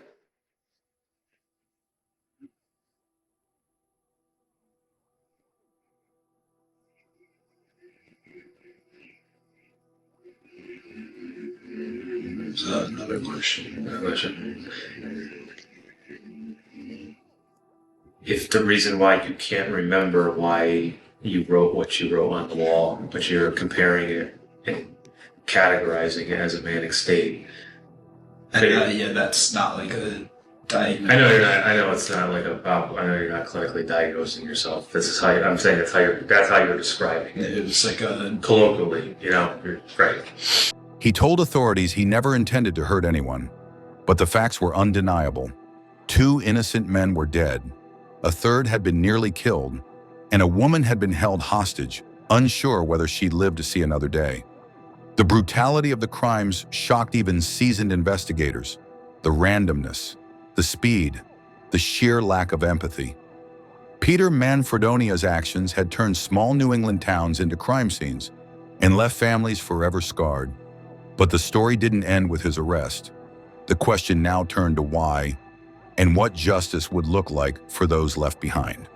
When Peter Manfredonia was arrested without incident on May 27, 2020, in Hagerstown, Maryland, authorities felt a wave of relief, but the hard work had just begun. The immediate danger was over, yes, but the mystery was far from solved. 2 men were dead, another was badly injured, a young woman had been abducted, and the key to understanding it all was locked inside Peter's mind and in the digital and physical trail he had left behind. From the moment the first call came in about the sword attack in Willington, Connecticut State Police were racing against the clock. The crime scene was gruesome. Ted Demers, a beloved local carpenter, had been hacked to death with what appeared to be a long, curved blade. John Franco, who had tried to help, was covered in deep wounds but clinging to life. As detectives combed through the scene, one thing was clear. This wasn't a robbery gone wrong. It was something personal, something deliberate. The investigation shifted gears when they discovered the second murder, Nicholas Eisel. He'd been shot in the head in his Derby apartment. Shell casings were recovered. There were no signs of forced entry, suggesting Peter had either been let in or forced his way inside while Nicholas was vulnerable. Phone records and social media logs helped detectives piece together Peter's obsession with a woman both he and Nicholas had once known. Jealousy, they believed, had played a role, but it was just one part of a much more unstable puzzle. Meanwhile, the woman Peter abducted and later released in New Jersey became a vital witness. She told investigators that Peter had spoken in fragmented thoughts, rambling about his regret, his past, and how they were all going to pay. He had searched for methods of disappearing, ways to survive in the wild, and even suicide. He'd also looked up firearm mechanics, mental health conditions, and news coverage of other high-profile killings. It appeared that Peter had not planned one specific attack, but he had mentally prepared himself for violence and for life on the run. Investigators also discovered a chilling note left behind in the stolen truck Peter had abandoned in Pennsylvania. It referenced his hatred for certain people and institutions, mentioned trauma he suffered, and contained apologies to his parents. There were elements of clarity and moments of terrifying distortion. As investigators peeled back the layers, they also spoke to Peter's friends, classmates, and professors. Many described him as intelligent but emotionally volatile. One former roommate recalled Peter expressing fantasies of escape, vanishing into the forest and never being found. Mental health professionals were brought in to evaluate the documents he'd written and to help construct a profile that could be used in court. The crime scenes themselves were carefully documented and preserved. Forensics teams retrieved DNA from the weapon used in the sword attack, fingerprints from the stolen vehicles, and video footage from convenience stores and train stations Peter had passed through. Every clue helped reconstruct the violent path he had carved over those 5 days. By the time Peter was extradited to Connecticut, the case against him was airtight. Investigators had the evidence, the timeline, the witness statements, and the confessions he had made to those he encountered along the way. But what the investigation also uncovered was a trail of missed warnings, cries for help that had gone unanswered, psychiatric concerns that had been documented but never fully addressed, and a descent into madness that could have, just maybe, been intercepted. For law enforcement, the case was one of the most complex and emotionally charged in recent Connecticut history, not just because of the violence, but because the killer didn't fit the mold. He was one of their own, a hometown kid, a college student, a product of the same schools, the same streets, the same system, and now it was up to that system to deliver justice. After months of gathering evidence and processing the emotional wreckage left behind, the legal system began its slow, deliberate march toward justice. Peter Manfredonia, once a UConn senior with a promising future, now sat behind bars, shackled, silent, and facing 2 murder charges, along with a litany of other serious felonies. The public wanted answers. The victims' families wanted accountability, and the court had the monumental task of unraveling a crime spree born of madness and malice. Following his extradition from Maryland, Peter was booked in Connecticut and arraigned in multiple jurisdictions, one for each of the violent acts he had committed across the state. Prosecutors filed charges that included 2 counts of murder, attempted murder, first-degree assault, home invasion, kidnapping, burglary, and multiple weapons violations. The sheer weight of the charges was staggering. If convicted on all counts, Peter faced multiple life sentences. From the start, the defense hinted at what many expected, that they would pursue a mental health defense. I'm here on behalf of Peter's parents. They asked me to begin by expressing their condolences to the families and loved ones of those who have been injured and have suffered over the past several days by the events that have led to Peter's flight from the area. Now I want to tell you a little bit about Peter. Peter is a Newtown High School graduate where he was a student athlete. He was an honor student and a football player in which he garnered all league honors. He went on to study at UConn in the honors program in the areas of finance and engineering, and he was working his way towards a degree in those areas. You won't be surprised to hear that Peter has struggled with mental health issues over the past several years. He sought the help of a number of therapists, and he's had the support of his parents and loved ones to help them through those struggles. But the state wasn't convinced that mental illness alone excused his actions. Prosecutors painted a picture of a man who, while clearly disturbed, was still capable of planning, executing, and evading. They highlighted Peter's deliberate choices, the calculated way he fled each crime scene, how he stole weapons and vehicles, and how he made efforts to erase his digital footprint. This, they argued, was not the behavior of someone who was out of touch with reality. It was the behavior of someone who knew what he was doing and who knew it was wrong. In the months that followed, a series of hearings laid the groundwork for what many thought would be a lengthy, high-profile trial. But behind closed doors, plea discussions were underway. The victims' families were torn. Some wanted Peter to face the full weight of a public trial. Others, already broken by grief, wanted closure, even if it meant avoiding the spectacle of testimony, evidence, and media frenzy. Then in February 2023, the legal process took a dramatic turn. Peter Manfredonia entered guilty pleas in 2 separate courts, one in Rockville for the murder and assault in Willington, and another in Milford for the shooting death of Nicholas Eisel and the abduction of Eisel's girlfriend. He admitted to the killings, he acknowledged the pain he caused, and in doing so, he avoided a trial, but not a reckoning. In April 2023, Peter Manfredonia was sentenced to 55 years in prison, a sentence handed down after emotional, heart-wrenching statements from the families of his victims.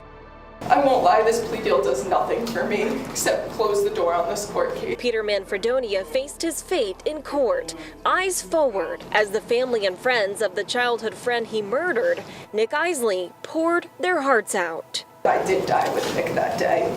The version of myself that went to bed with my boyfriend, my best friend, and the sweetest man I've ever met. Shannon Spees was Eisley's girlfriend. She was there on the morning of May 24th, 2020, when, after kidnapping, assaulting, and killing 3 other men in Willington, Manfredonia entered her and Nick's Derby apartment, shot Nick to death, and kidnapped Spees, forcing her to drive for hours at gunpoint across state lines, until she was finally rescued by a Good Samaritan at a truck stop in New Jersey. Between hearing the gruesome details that he felt like sharing and trying to be as nice as possible so that I could stay alive, I held my own funeral throughout that drive. I don't think I can finish right. Shaking and sobbing for Nicholas Eisley's mom, the pain was just too much.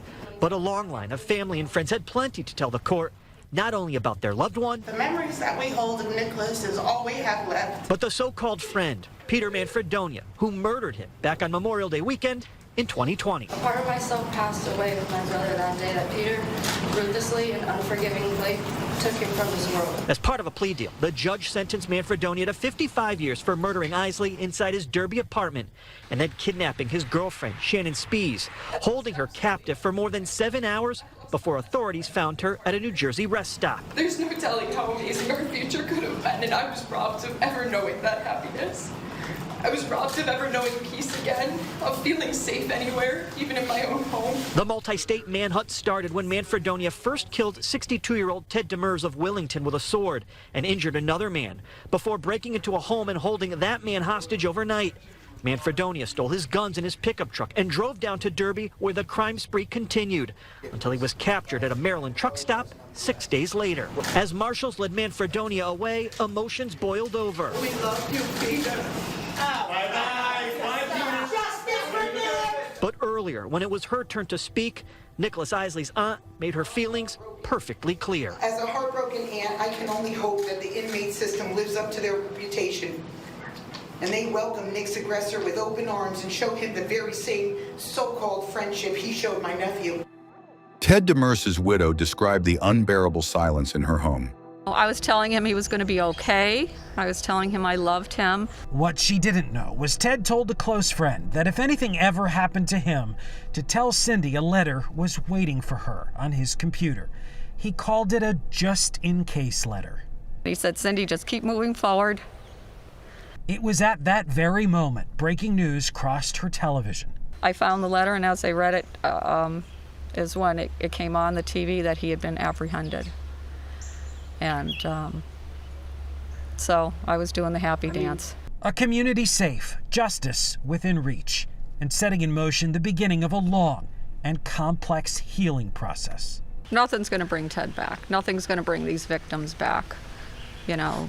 So he will have his day with his maker, you know. I don't think the gates of heaven will be opening up for him.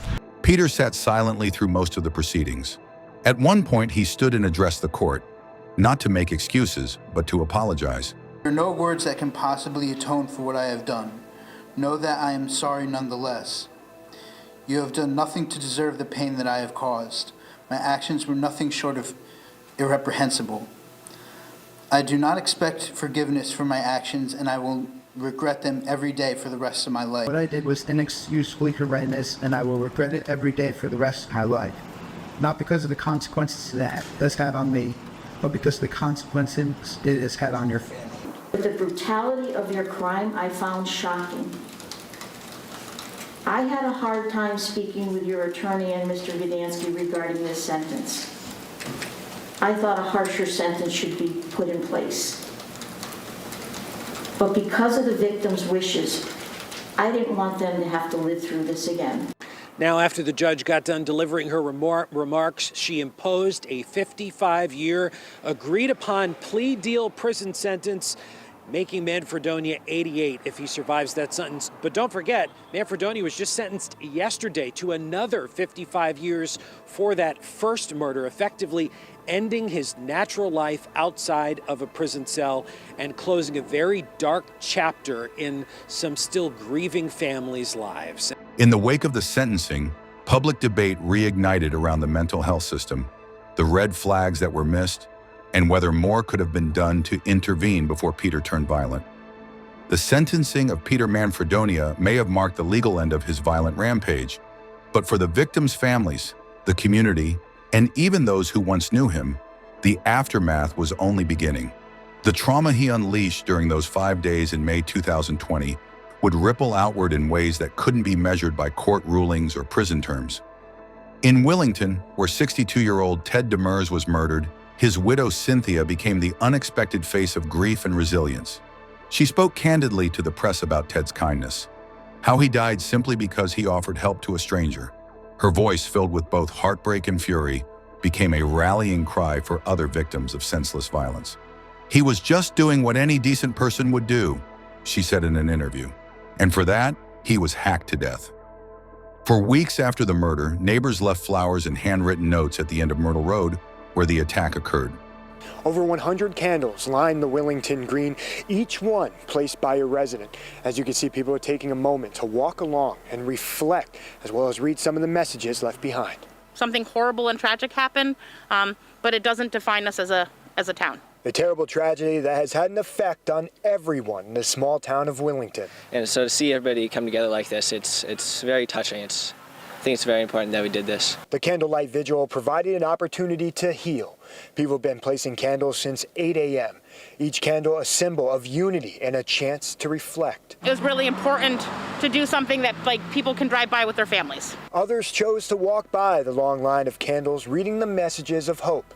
Some took a moment to share fond memories of their friend and neighbor, Ted Demers. Ted was just the neighbor anybody would want to have. I mean, he was just a sweetheart, nice guy. A small wooden cross was placed near the woods, a reminder of how violence had shattered the tranquility of their rural town.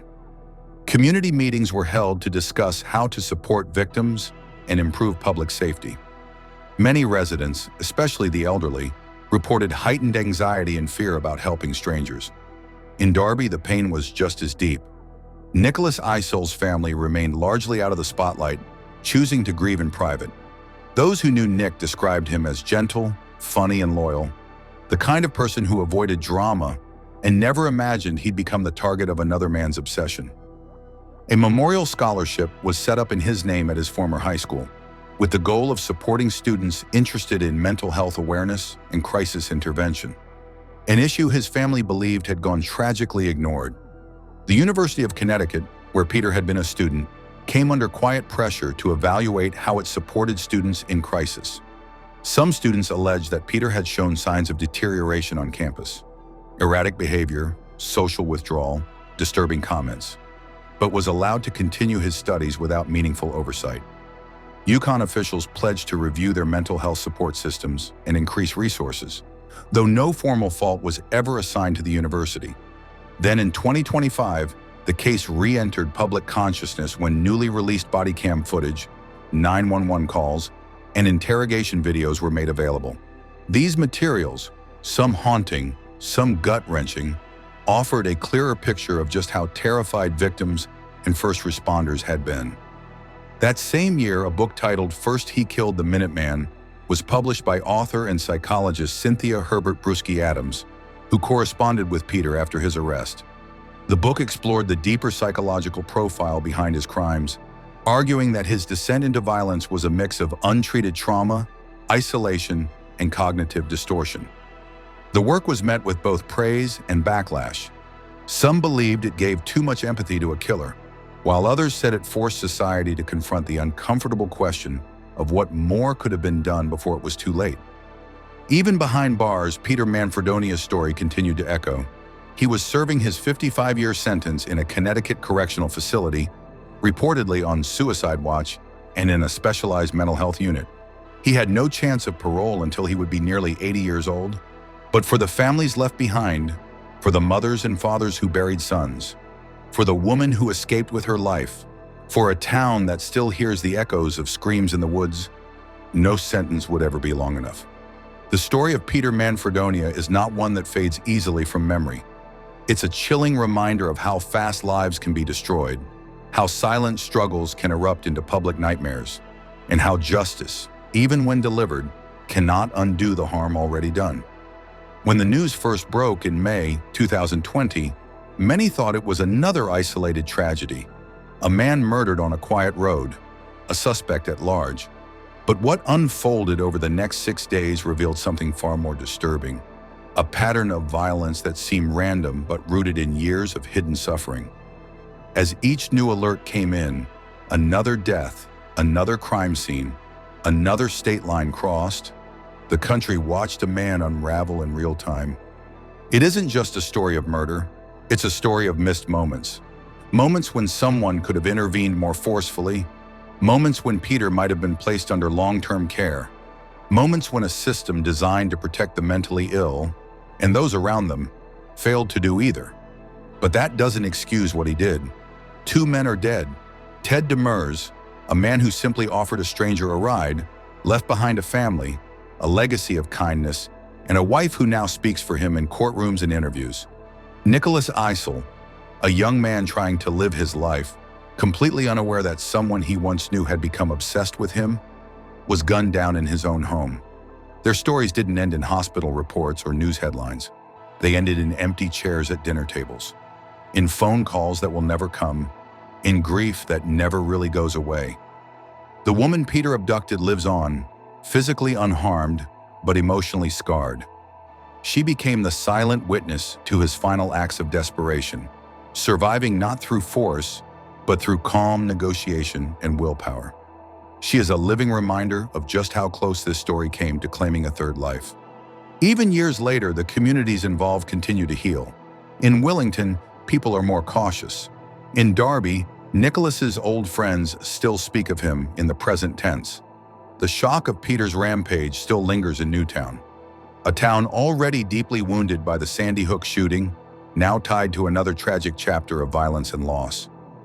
Peter Manfredonia's name will forever be etched into the criminal history of Connecticut, not because he was born evil, but because he allowed his pain to become a weapon that cut down fathers, friends, and futures. In the end, what remains is silence, the kind that settles over a forest after violence erupts, the kind that hangs in a courtroom when a judge delivers a life-altering sentence, and the kind that fills the hearts of those left behind, not with peace, but with the weight of what could have been.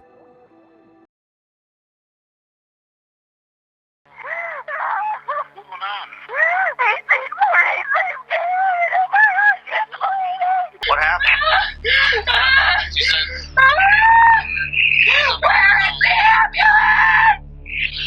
Where's the guy with the gunshot? My brother in the living room. Is that your brother in there? Is that what you said? You already go in there? Does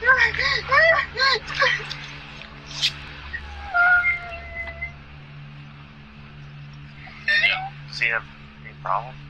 Mental health problem? June 18th, 2021. Inside a modest home nestled among the cornfields, silence was pierced by something far more ominous than wind or weather. Moments later, police were called to the residence of Ryan and Karina Cooper. What they found inside was straight out of a nightmare. Ryan Cooper, husband, father, local mechanic, was slumped in a recliner, blood pooling beneath him, 2 bullets lodged in his face. The shooter was nowhere to be seen. No weapon, no struggle. Just a woman, his wife Karina, seated on top of him. There was a loud noise. I thought something fell. Then what happened?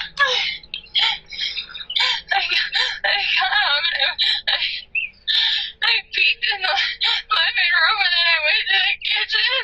I was fighting. You didn't hear or see anyone else?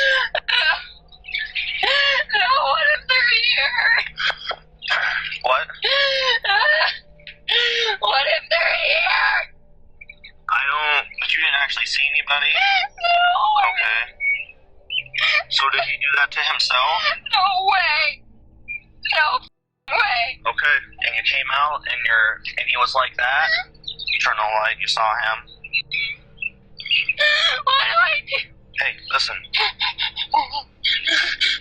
We're here, okay? I'm here for you. Could the thing that you thought fell possibly been a gunshot? Okay. Karina, I need you to sit up. Karina, I need you to sit up, okay? So we gotta figure out what happened, okay? The loud thump, do you think it was a gunshot or not? Authorities rushed to determine what had gone so wrong in the Cooper household. At first glance, it seemed like a targeted execution. But the more investigators peeled back the layers of this domestic scene, the more twisted and deliberate it became.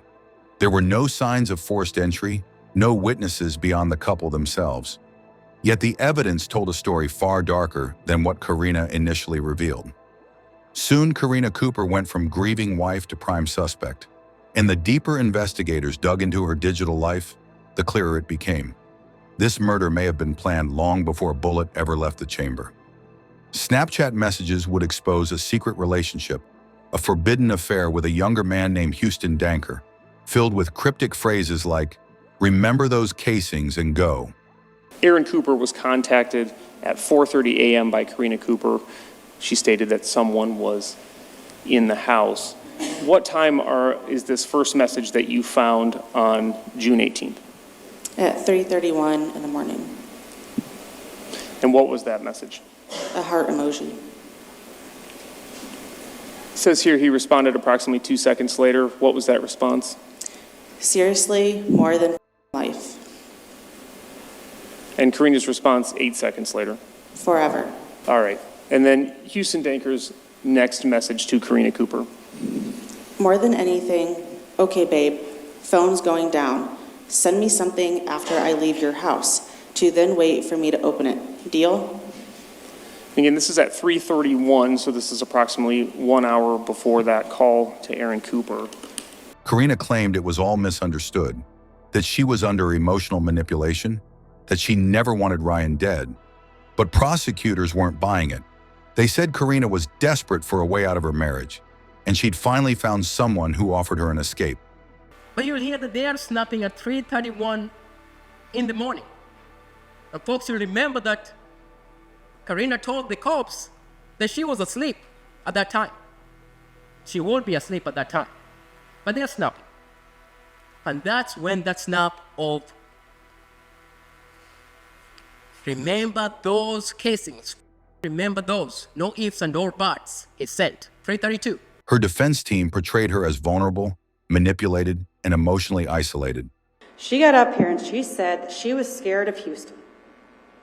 And the state has tried to mishmash the timeline there. She wasn't scared of Houston until he actually killed her husband.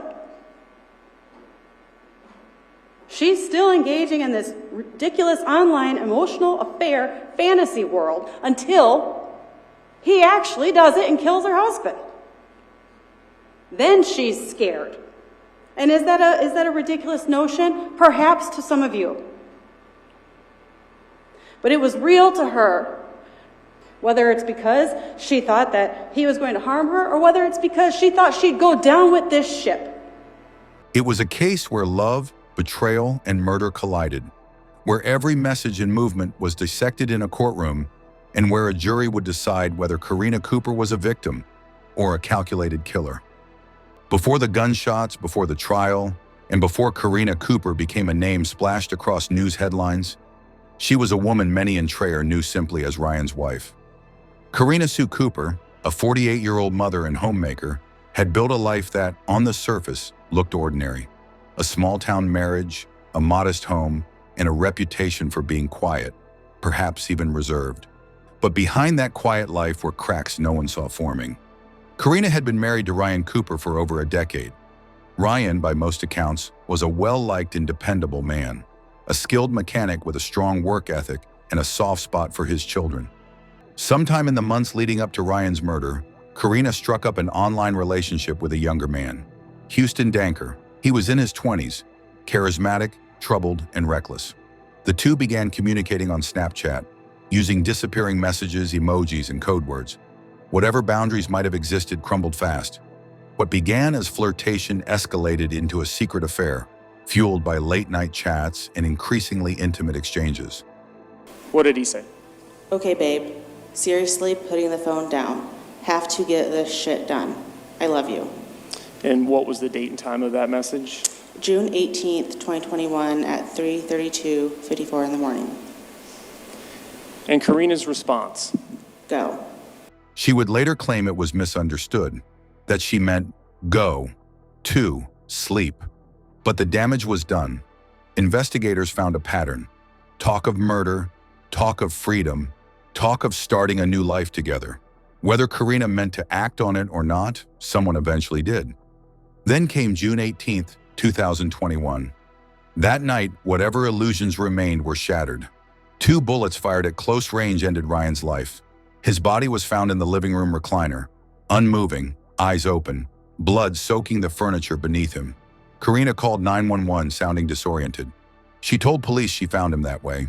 She didn't see anything, didn't hear anything, didn't know what had happened. But the questions started piling up quickly. Why wasn't she more emotional? Why was she sitting on his lap when officers arrived? Why were there no signs of a break-in or struggle? And most importantly, where was the gun? This was the moment where Karina's life, already teetering on the edge, would begin to collapse entirely.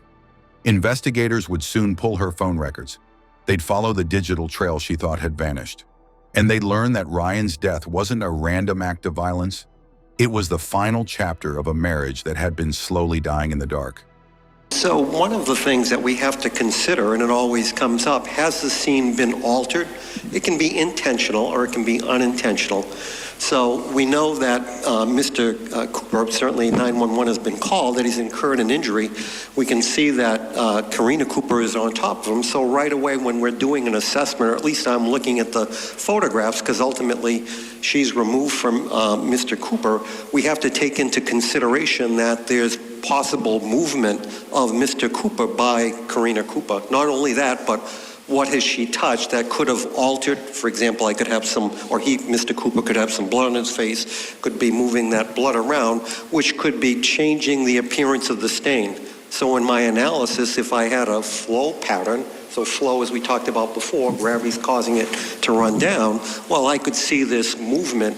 Now I know from the body camera, and that's why it's so important that you have to look at all of the evidence, whether it be video or photographic, to be able to account for what patterns we see at the scene. Investigators also found signs that someone had used a flashlight inside the house after the shooting, most likely to look for something. Was it the shell casing, the missing gun, or were they cleaning up after a plan gone wrong? Outside the house, footprints were located in the dirt along the side yard.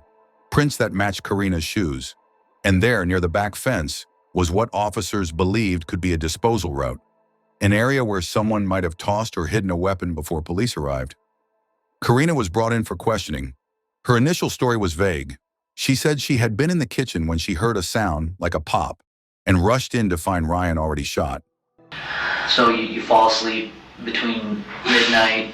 You think that you get up around 3 because that's your kind of your usual normal time. Okay. And then you go back to bed. I shut the door, the kids are in there, I went back to sleep. Okay. And I didn't feel like I was like hard asleep when there was it sounded like something crashed in the kitchen. It sounded like something falling, which seems to happen a lot in that house. But the house is torn apart right now because we're working on it. I've got stuff sitting everywhere. Okay. It was loud. Like help me out here. Was it So we have a wire rack in the shower, and it's on a suction hook thing, and it fell a couple days ago, and it was loud, and it sounded just like that. Not just like that, but loud like that, like a racket.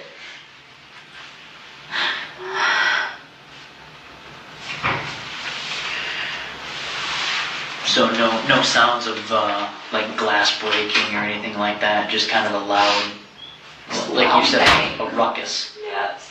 Okay. And that woke you up, or that? It scared me. Okay. But detectives were skeptical. Too many things didn't add up. Why didn't she call for help immediately? Why was there no sign of forced entry? Why didn't she try CPR, or at least attempt to move his body from the chair? Most of all, where was the gun? As investigators looked deeper, they began pulling Karina's digital history, and that's when everything changed. Investigators began their work the moment the crime scene was cleared. They photographed, measured, documented every bloodstain, every step, every smudge. But it was what came next that broke the case wide open. The phone data.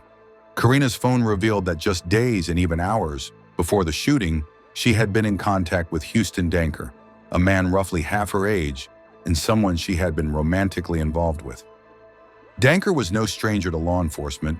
His name had popped up in minor local cases before, but now he was about to become a central figure in a homicide investigation. The relationship between Karina and Houston wasn't just flirtation, it was obsession. Thousands of messages exchanged mostly over Snapchat painted a picture of a relationship far deeper and darker than anyone expected. The chats showed longing, frustration, resentment toward Ryan, and more chillingly, discussions of what life might look like without him. Did you do some additional work then to look at Houston Danker's search history on his iPhone 7? I did. And you've just included the results of that search that you did in attempting to locate the searches that Houston Danker had completed here on this next slide? Yes. What is if you could just go through a couple of the results that you found. Yeah, how to kill somebody with antifreeze, best way to kill somebody with no way for anybody to find out who did it, how to save snaps without them knowing. And then the SS on here is how to screenshot on Snap without them knowing 2021. And that was searched on February 16th, 2021.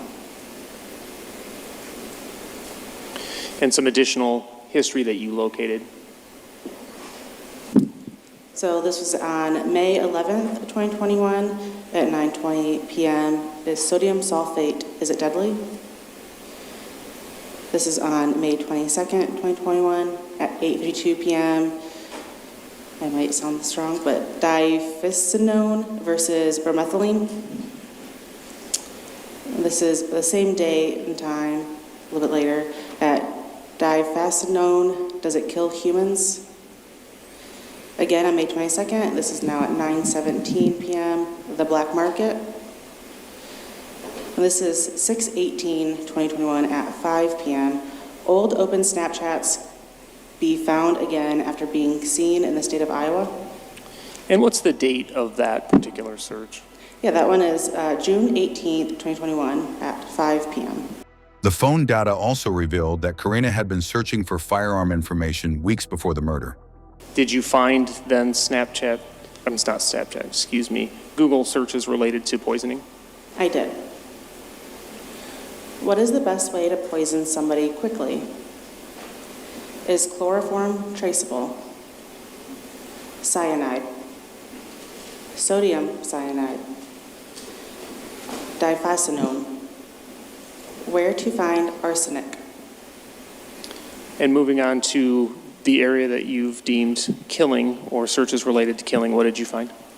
Yeah, what's the best gun to use to kill somebody?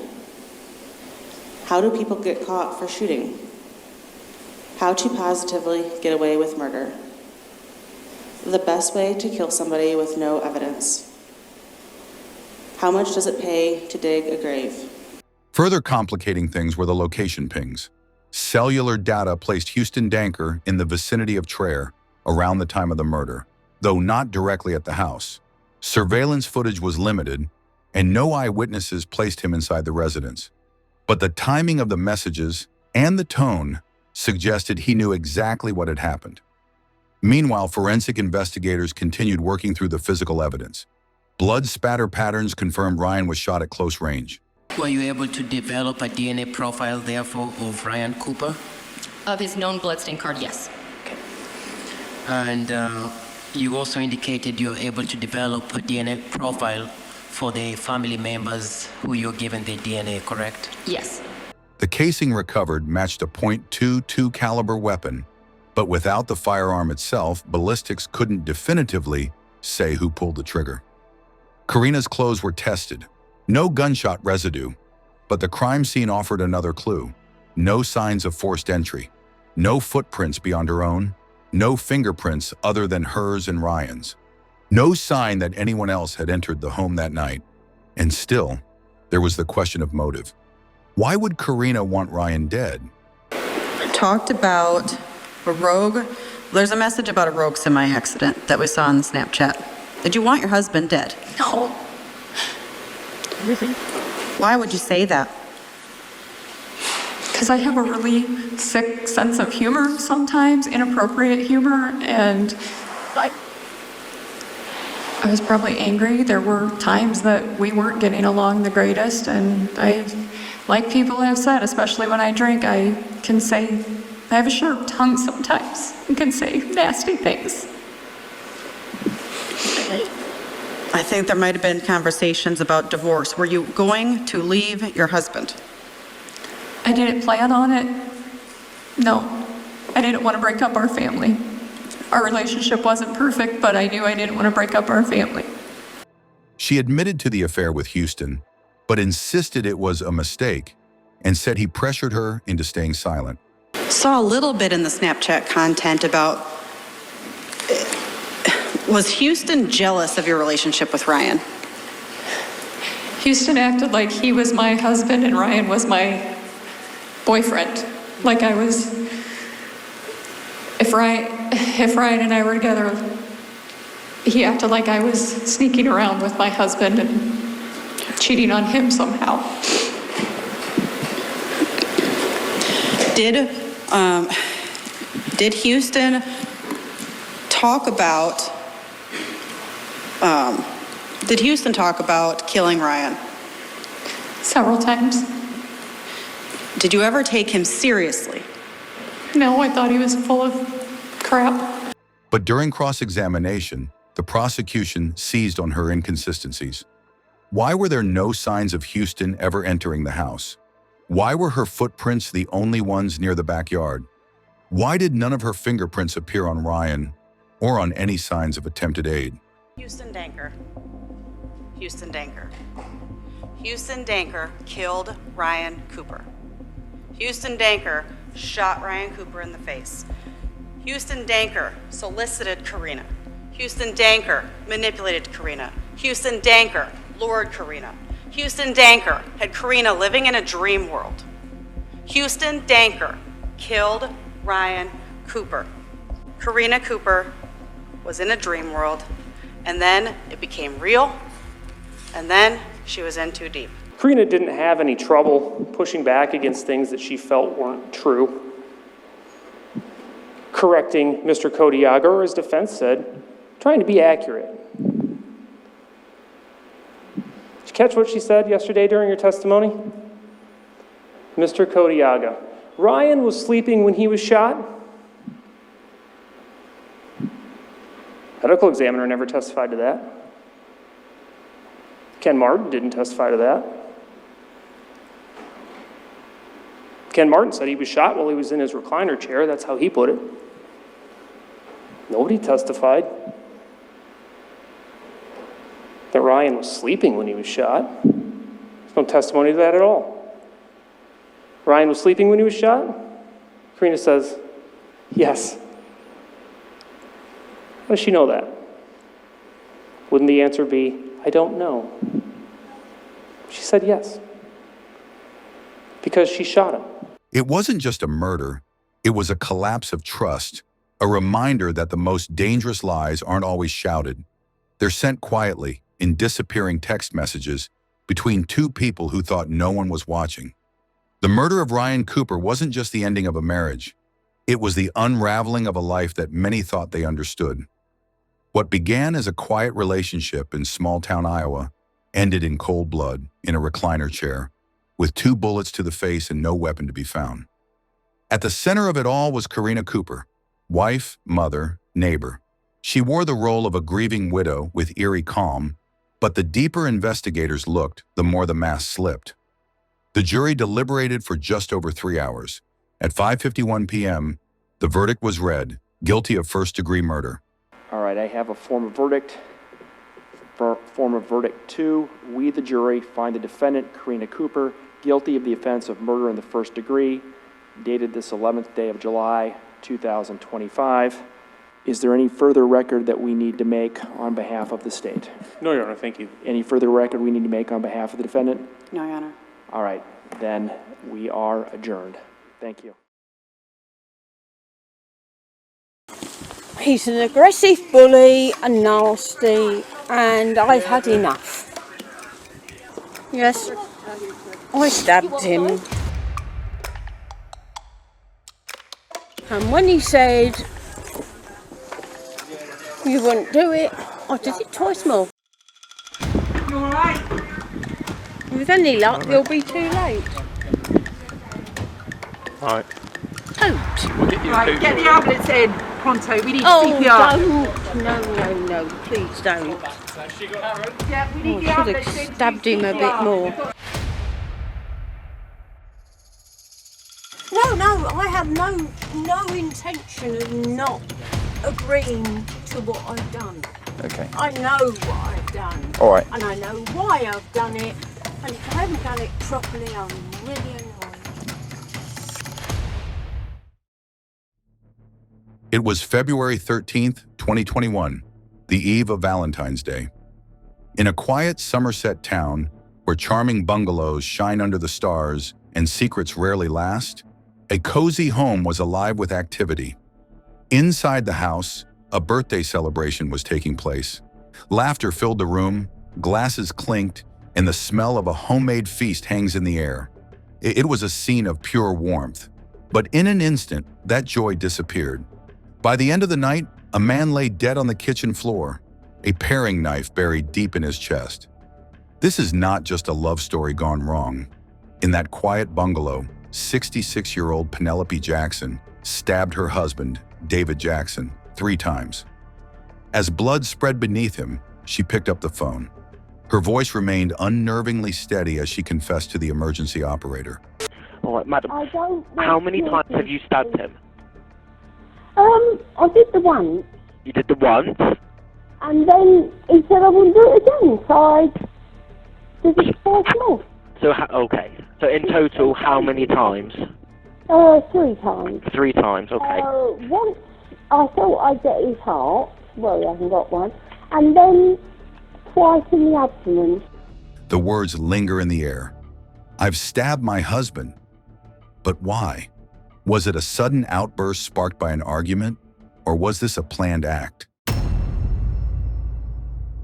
The peak of a marriage slowly falling apart. The Jacksons were familiar figures in the town. David was a retired Army officer, and Penelope was a former accountant and a dedicated homemaker. Yet beneath their polished facade, something was wrong. The murder sent shockwaves through the town. Neighbors who thought they knew the Jacksons were left grappling with the unthinkable. How could a couple so rooted in their community harbor such darkness? As the investigation unfolded, disturbing details emerged. Allegations of abuse, buried resentments, and a marriage far more troubled than anyone realized. In this video, we'll dive deep into this chilling case, piecing together the events of that fateful night. We'll explore Penelope's confession, witness accounts, and expert insights to answer the burning question. Yes, I stabbed him. I should have stabbed him a bit more. I admit it all. Was this a spontaneous crime of passion or the culmination of something much darker? Join us as we uncover the truth behind the Valentine's Day murder. What secrets lie beneath the surface of a couple's perfect public image? And how did their past shape the tragedy to come? Penelope Jackson, a former accountant and tough ex-military worker, hid a stormy past. She had been married 3 times. Her most recent marriage to retired Army Lieutenant Colonel David Jackson started in 1996. Their romance began as a secret affair when both were still married to others, sparking whispers of scandal. The couple had lived in Germany and France before ultimately settling in Barrow, Somerset. At the time of the murder, David and Penelope, who were 78 and 66, had been married for 24 years. Penelope married her first husband when she was 18 and had 2 daughters. But Penelope's relationship with this man did not last long. A few years after having her second daughter, she claimed domestic violence, and they both decided to split. Having a job in the Royal Air Force, she had met many people. This time it was a RAF serviceman. 2 of them got married. But this marriage also did not last forever when she found out that her second husband was gay. She would once again encounter another man named Alan Warrender. The 2 connected at work, both stationed at a Royal Air Force base in South Wales. But Alan was already married and had 3 children with his wife. Tragically, Alan's wife passed away from cancer. Following his wife's death, Alan largely distanced himself from his children, sending them to live with relatives or enrolling them in private schools. He made these choices to dedicate his time to the new love of his life. The relationship with Penelope soon resulted in the birth of their daughter, whom they named Isabel. For a brief period, their family seemed happy. Despite a challenging beginning, Penelope had a devoted husband and a lovely baby girl. However, this happiness was not to last. As part of the RAF, Alan frequently had to take long assignments away from home, often in remote locations. Once he was stationed in Saudi Arabia. During this time, Penelope found herself feeling lonely and isolated. It was during this time she met David. Both were employed in the administration department.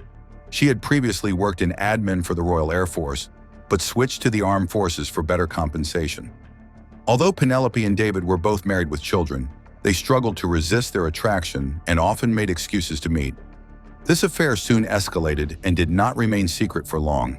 In 1993, Alan was deployed to the Middle East for work, and upon his return, he discovered that his wife had been unfaithful.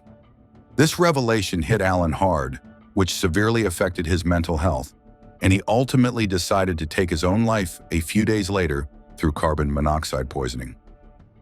David had a similar pattern. He transitioned from his first marriage to his second through infidelity, cheating on his first wife with Sheila Taylor, who became his second wife. He then repeated this pattern, cheating on Sheila with Penelope. Sheila discovered the affair when Penelope called their home demanding to speak with David.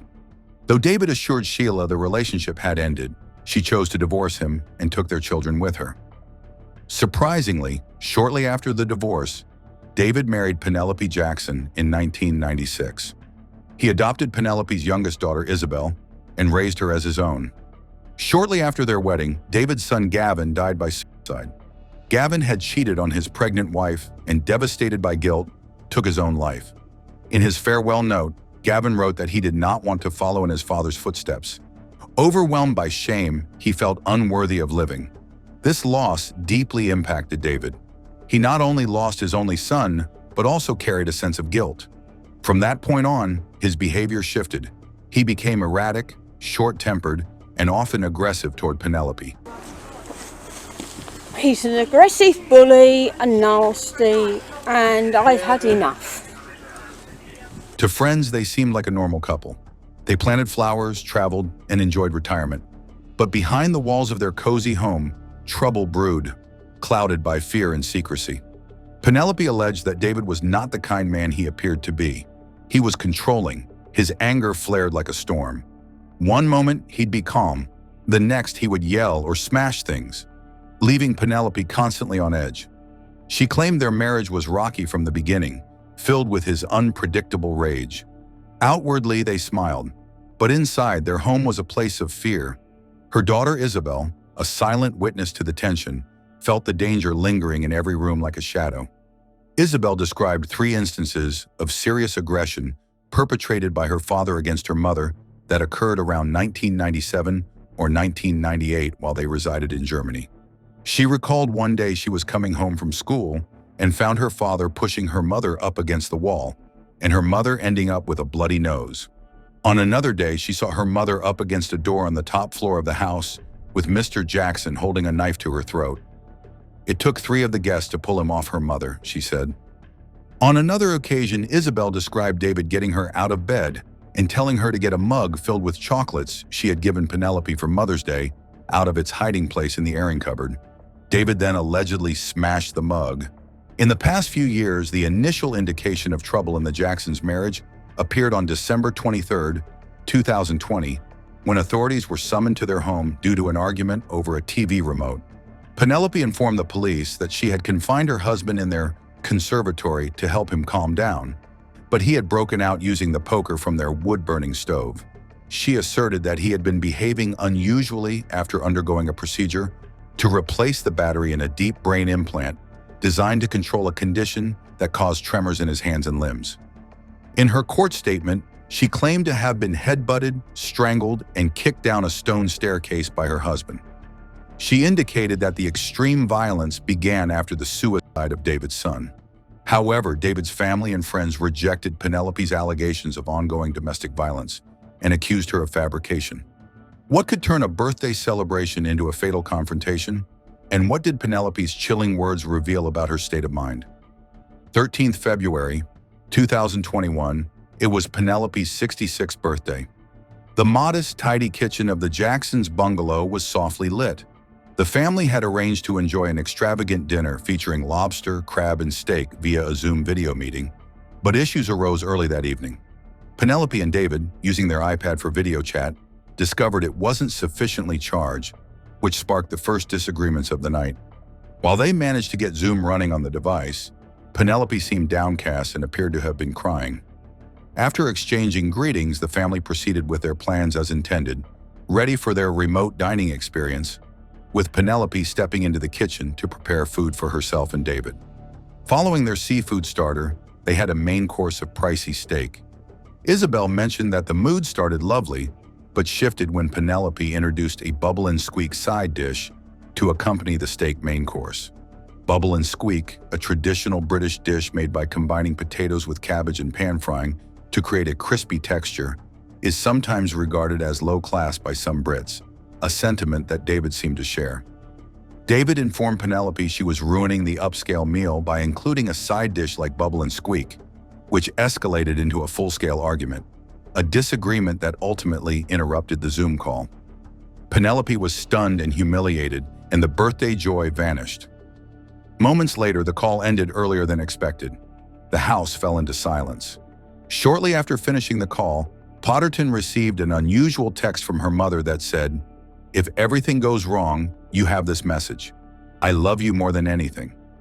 She called to ensure her mother was fine, and she assured her that she was. However, later that night, Jackson took a kitchen knife to her bedroom, initially for self-defense, she testified during the trial. She mentioned that she subsequently contemplated using it to end her life and walked into her husband's bedroom to speak with him. She recounted to the court, "I was hoping he would say, 'I am sorry, Pen.' Instead, he simply responded, 'For God's sake, you are pathetic.' That was when she lost it," she explained to the jurors. She stated, "I just thought, I cannot endure this. It is unfair, and I lost control." In that moment, something snaps. Penelope steps forward and stabs David in the chest. Penelope walked out of the room with the knife to leave her husband in the spare room, while she began to write a confession. While Penelope was composing the letter, David had managed to crawl into the lounge to reach the phone. He then entered the kitchen and called emergency services and called 999. His voice is strained but clear. "My wife has stabbed me," he told the operator. In the early moments of this call, David could be heard telling Penelope that she wouldn't dare stab him again, claiming that the first incident was merely a fluke. Just seconds later, David could be heard screaming in agony as Penelope stabbed him a second time, and soon after, a third time. The phone then dropped to the floor, only for Penelope to pick it up and begin speaking to the operator. Her voice was remarkably calm, composed, even cold. And are you with him now? Well, I might just go and stab him again, but... All right, do not stab him again. Why? Okay, so just listen to my voice. Okay? Yes. Stay on the line with me. I am complimented. Okay, are you with the patient now? Well, I'm in the lounge and he's in the kitchen bleeding to death with any luck. All right, so just stay on the line with me. Look, this is not... You're not paid enough to do with this. It's not fair. Okay, well, ultimately, madam, I'm listening to your voice, and you're the help I have available, so we need to help him, okay? No, I'm not. All right, madam, I don't... how many times have you stabbed him? I did the once, You did the once? and then he said I wouldn't do it again, so I did it twice more. So, okay. So in total, how many times? 3 times. 3 times, okay. Once I thought I'd get his heart, well, he hasn't got one, and then twice in the abdomen. She told the operator flatly that she had stabbed her husband. Blood is on the floor. She made no attempt to help him. In fact, when the emergency operator asked her to apply pressure or assist with the bleeding, she refuses. Although Penelope was only taken into custody on suspicion of murder. Throughout the 18-minute emergency call, she remained cold and controlled. There was no panic in her voice, no screaming, no remorse. Only a surreal calmness that unnerves even the trained dispatcher on the line. David was lying on the kitchen floor, bleeding heavily. Penelope waited nearby. The emergency call continued. Sirens began to approach in the distance. Penelope offered no aid. She knew they were coming and didn't seem concerned. She told the operator that she thinks it's all over now. Blue lights flash against the outside wall of the quiet bungalow. Police and paramedics arrived on the scene. David was barely alive. The call ended and the front door was opened.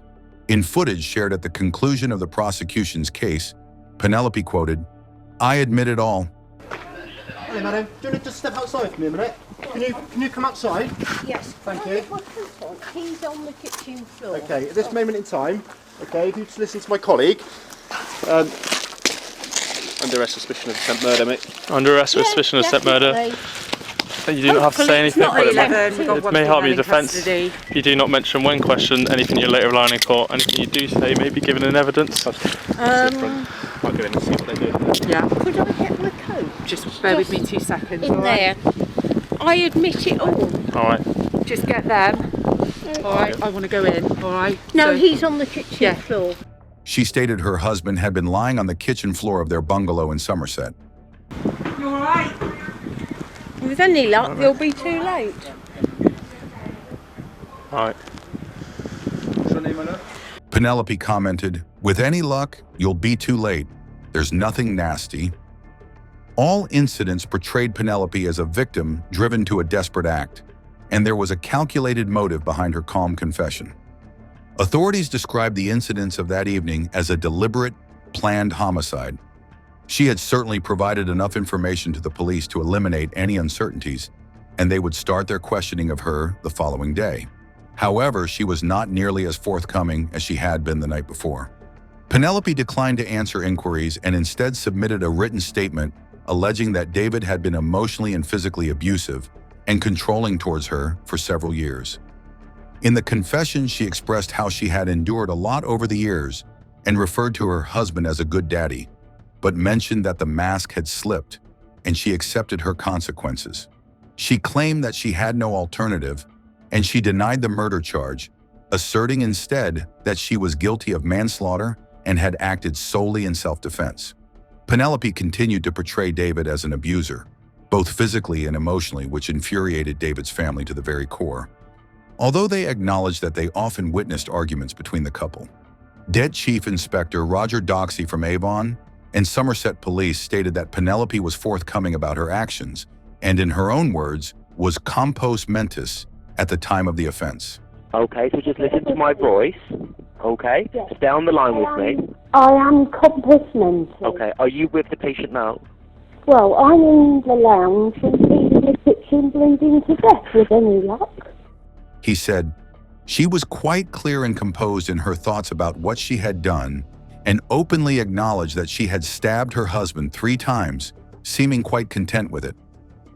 Penelope showed no effort to hide or cover up what she had done.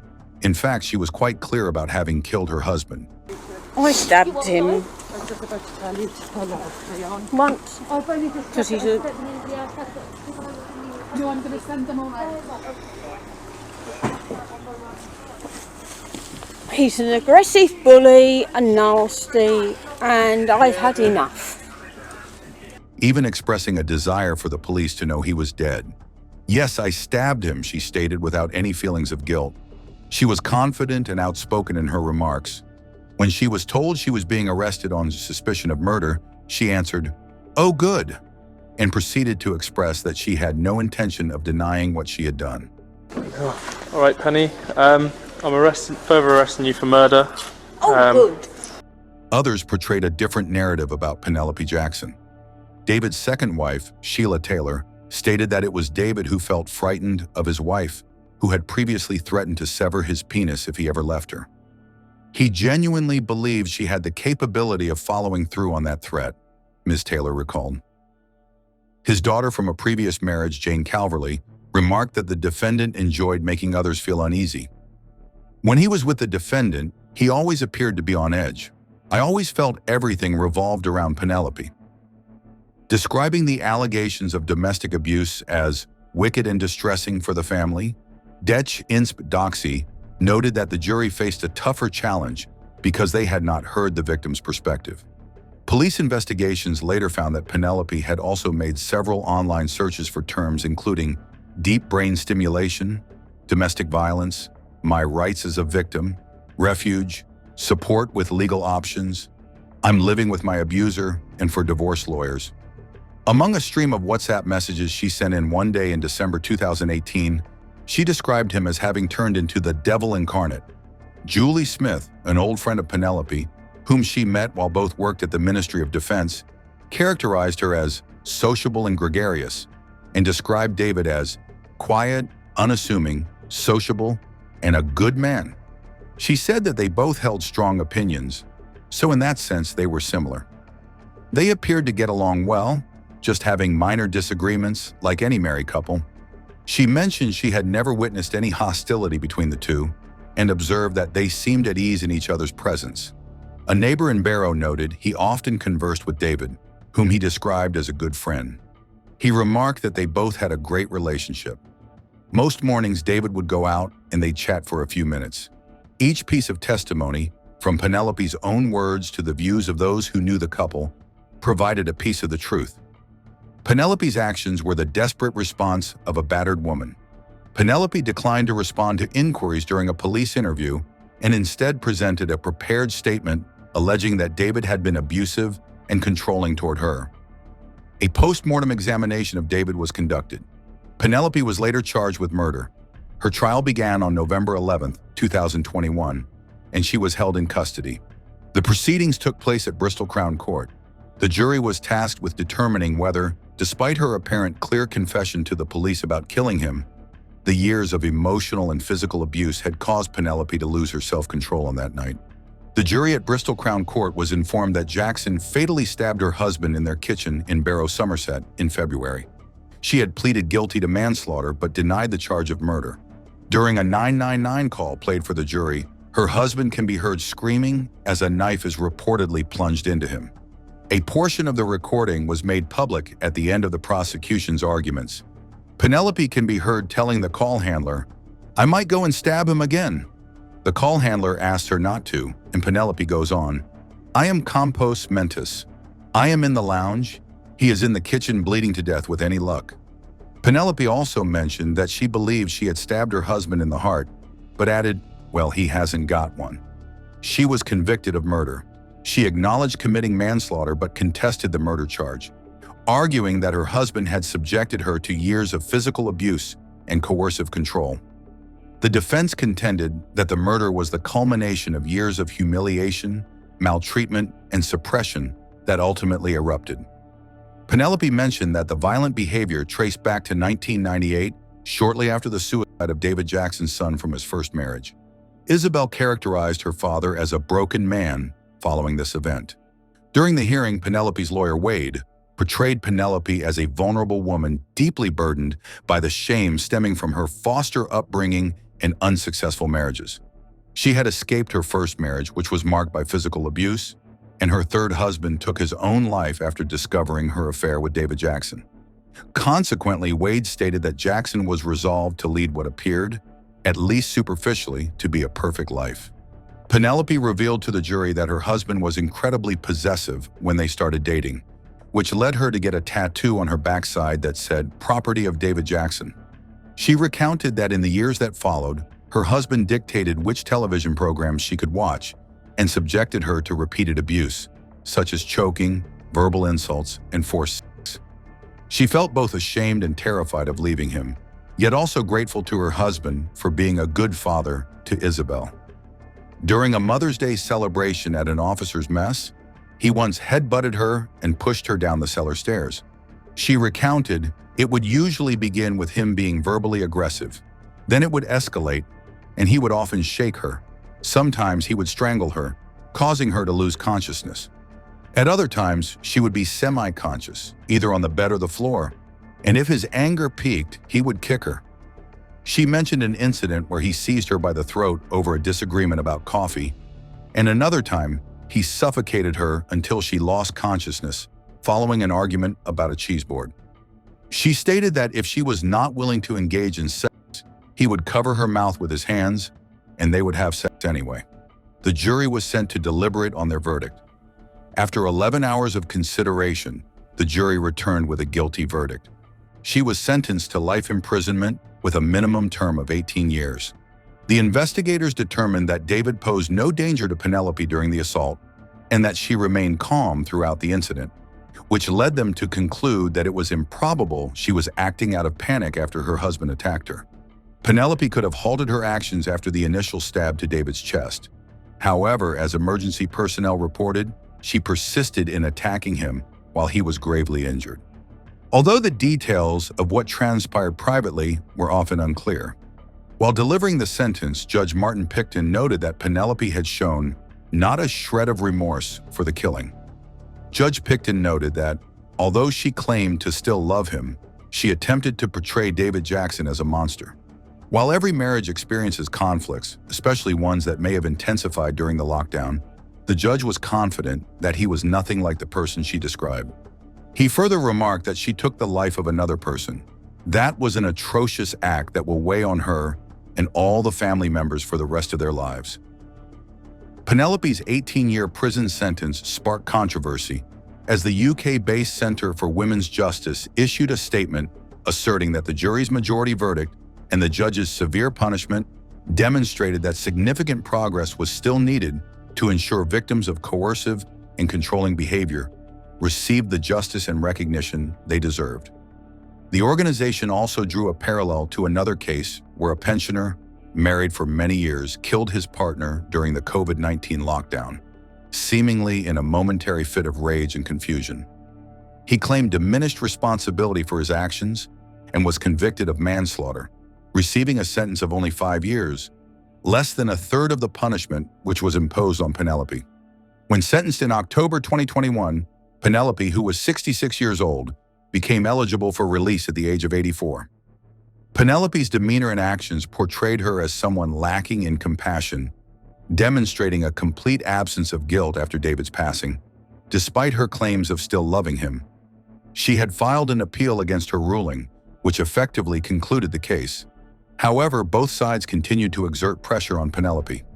One faction argued that she was merely responding to years of mistreatment, while the other contended that such abuse was largely non-existent. Regardless, there was a prevailing consensus that Penelope's response that night was significantly disproportionate to the situation at hand.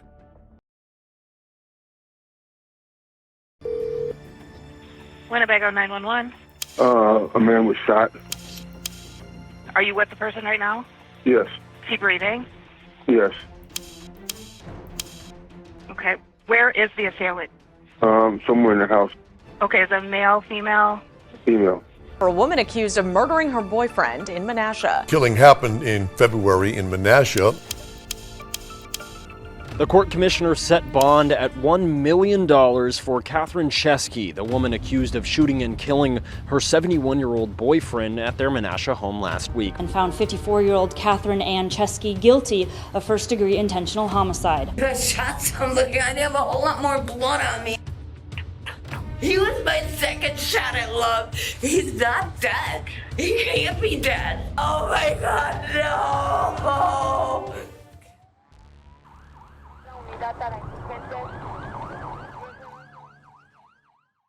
Manasha, Wisconsin, nestled along the Fox River, is the kind of place where people leave their doors unlocked, where snow blankets the roofs like frosting in winter, and where time moves just a little bit slower.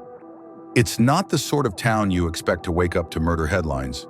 The court commissioner set bond at $1 million for Catherine Chesky, the woman accused of shooting and killing her 71-year-old boyfriend at their Manasha home last week. Chesky is now charged with first-degree intentional homicide. But on the morning of February 24th, 2024, police responded to a call from a quiet residential block on Chute Street. What they found inside one of those homes would shatter the illusion of calm and raise questions that no one in this town was prepared to answer. A single gunshot had pierced the silence of dawn. No one had called it in, not from inside the house. The 911 call came from a neighbor, someone who had heard an argument followed by a loud, unmistakable sound. Winnebago 911. A man was shot. Are you with the person right now? Yes. Is he breathing? Yes. Okay. Where is the assailant? Somewhere in the house. Okay, is it male, female? Female. A sound that told them something was very, very wrong. When officers entered the home, they found a scene that felt more surreal than sinister at first glance. A 55-year-old woman sitting naked on the living room couch, wrapped in a blanket, saying no one had been harmed. Her demeanor was calm, eerily so. That woman was Catherine Chesky, and just a few feet away in the bedroom lay the body of Thomas Guyette, a 71-year-old man who had once been her partner, her companion, maybe even the love of her life.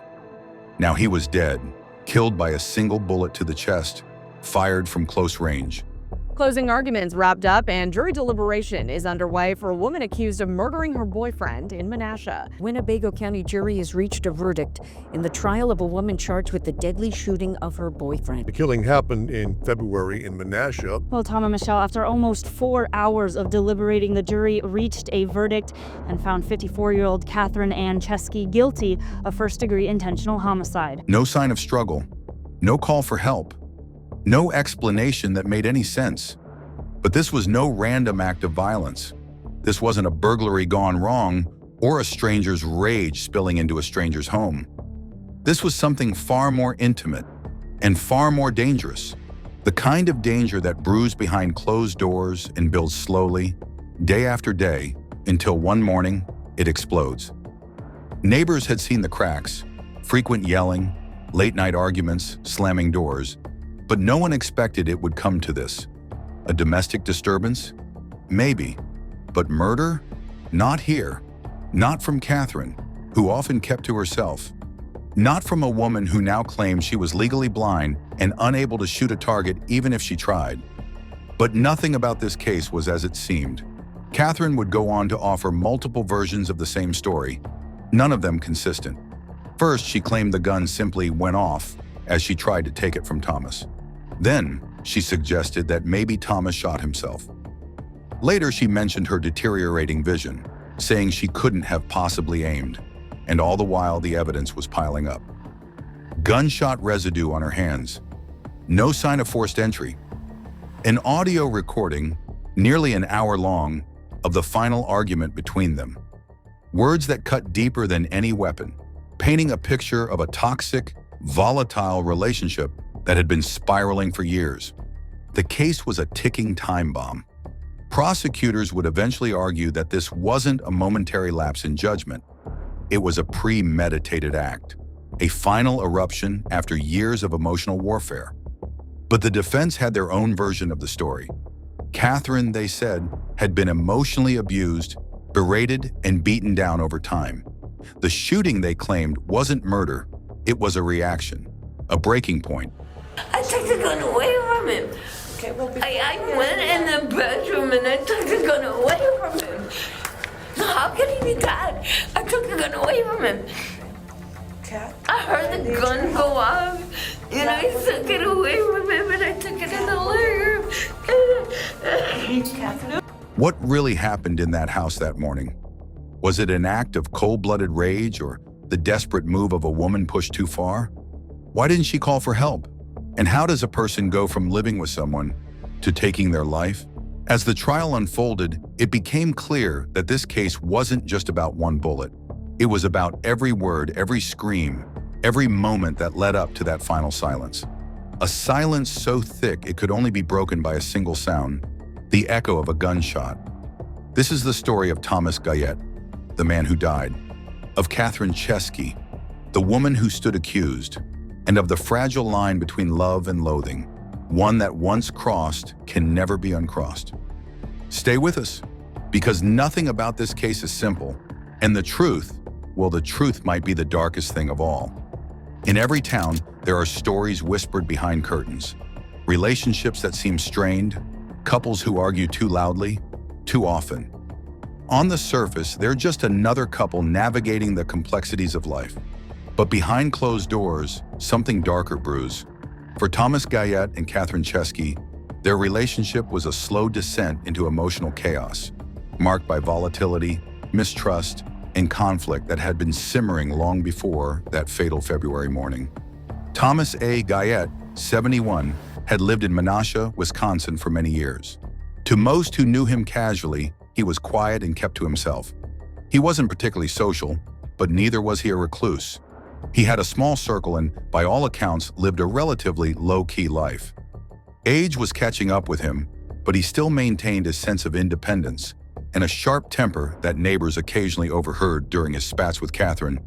Catherine Ann Chesky, 55, had her own set of challenges. She had been legally blind for several years, something she often cited in moments of frustration or defense. She was unemployed and had a reputation for being emotionally volatile.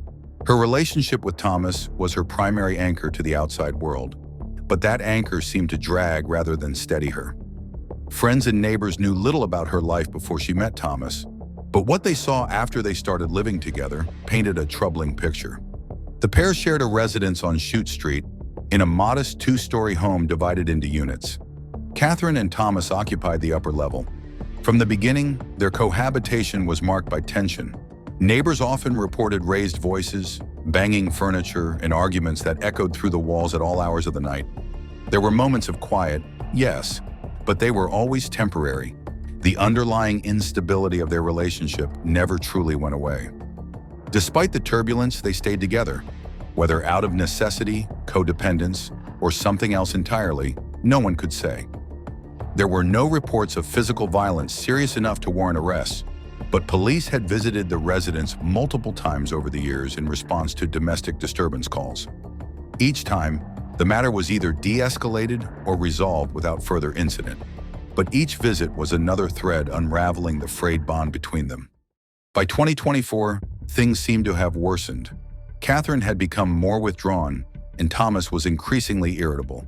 The two had fallen into a toxic cycle of arguments, reconciliations, and silences that spoke louder than words. Friends and neighbors alike noticed that Catherine, once somewhat sociable, had become isolated. She rarely left the house, and when she did, she often looked disheveled or agitated. Thomas, on the other hand, had become sharper in tone, his patience thinning, his temper flaring more easily. Financial strain may have also played a role. Both were living on limited means with no clear sign of outside income. The pressures of aging, illness, and isolation were weighing down on them, individually and as a couple. Catherine's legal blindness had become a defining feature of her defense later in court. Being legally blind, I can't fire a gun. I mean, there's no way I could ever aim and shoot and actually hit something. And if I did, I mean, it would be like one shot. Better play the lottery then. But within the household, it may have contributed to growing frustration and dependency. What's striking is how familiar this scenario is to law enforcement and domestic violence advocates. A pattern of emotional escalation, the absence of meaningful intervention, and a slow decline into psychological warfare. Each argument chips away at the foundation of trust until there's nothing left but resentment and sometimes rage. The audio recording recovered and later presented in court revealed just how toxic their final hours were. While that recording would only come into public knowledge during the trial, it served as a chilling insight into a relationship that had deteriorated beyond repair. For nearly an hour, the two hurled accusations, insults, and emotional wounds at one another. It wasn't a single fight. It was a culmination of years of unresolved hostility compressed into one final explosion. Catherine and Thomas had no children together. There were no close family members living nearby. It was just the two of them, locked in a spiraling dance of codependency and animosity, trapped in a house that became both a home and a battleground. By the time the sun rose on February 24th, 2024, their story had already written its final chapter. But in order to understand how it ended, one must first understand how it began. Two people, both isolated, both struggling, clinging to each other not out of love, but because they had nowhere else to go. And in that house on Chute Street, that helplessness turned fatal. It was just after 5 a.m. on February 24th, 2024, when the tranquility of Chute Street in Manasha, Wisconsin, was pierced by a single sharp sound, a gunshot. It came from the upstairs unit of a modest home, but the woman inside didn't scream. She didn't flee. She didn't call for help. Instead, she sat on the couch, naked, wrapped in a blanket, surrounded by silence. It wasn't until a downstairs neighbor, alarmed by the argument that had preceded the shot, dialed 911 that authorities were even aware something had gone terribly wrong. When officers arrived, they were met with an unusual and deeply unsettling sight. The front door opened to reveal Catherine Chesky, disheveled and barely clothed, her demeanor calm, almost vacant. There was no panic in her voice, no visible distress. She told police no one had been shot. Her flat denial only deepened the confusion as officers stepped into the dimly lit apartment and began their search. What they found in the bedroom froze the scene in time. Thomas Guillet, 71, lay dead on the bed, a gunshot wound to his chest, the blood staining the sheets beneath him. The shot had been fired at close range, something the coroner's later report would confirm as a contact wound. There were no signs of a struggle, no overturned furniture, no defensive wounds, just a lifeless body and a woman who hadn't lifted a finger to help. And that was the first major red flag. No 911 call from Catherine. In the critical minutes following the shooting, she made no effort to seek emergency assistance, to render aid, or even to acknowledge what had happened. The gravity of that inaction weighed heavily in the minds of investigators from the start. As officers continued their sweep of the home, Catherine began to speak, offering explanations without being asked. She claimed the gun had gone off accidentally while she was trying to wrest it away from Thomas. Then she said maybe he had shot himself. Later, she insisted her legal blindness made it improbable that she could have even aimed a gun. But the gun was found near the scene, and forensic testing would eventually tell a different story. When detectives arrived to question her, the contradictions only grew. Catherine couldn't clearly explain where the gun had come from or how the shooting had occurred. Her statements were riddled with inconsistencies. In one version, she had the gun. In another, Thomas did. Sometimes she said it discharged during a struggle. Other times, she blamed the incident entirely on him. Her explanations changed as frequently as her tone. But one detail remained consistent. She never called for help. Crime scene technicians processed the room meticulously. The wound's location and angle ruled out suicide almost immediately. There was no stippling, no hesitation wound, no suggestion that Thomas had done this to himself. But the most damning discovery came during forensic analysis. Gunshot residue, GSR, was found on Catherine's hands. This scientific evidence stood in direct contradiction to her defense. If she truly hadn't fired the weapon, how had GSR ended up on her skin? And if she was as visually impaired as she claimed, how had she managed to shoot a man with such lethal precision from such a close distance? Adding to the complexity was the audio recording. Though its full contents wouldn't be revealed until trial, investigators obtained a nearly hour-long audio file from a device in the apartment, perhaps a phone inadvertently recording or intentionally set up during the argument. The recording captured the raw, aggressive exchange between Catherine and Thomas. It was a verbal war, heated, cruel, and emotionally charged. Catherine's voice was sharp, relentless. Thomas, too, fought back with scathing remarks. It was not a moment of passion. It was a culmination of rage.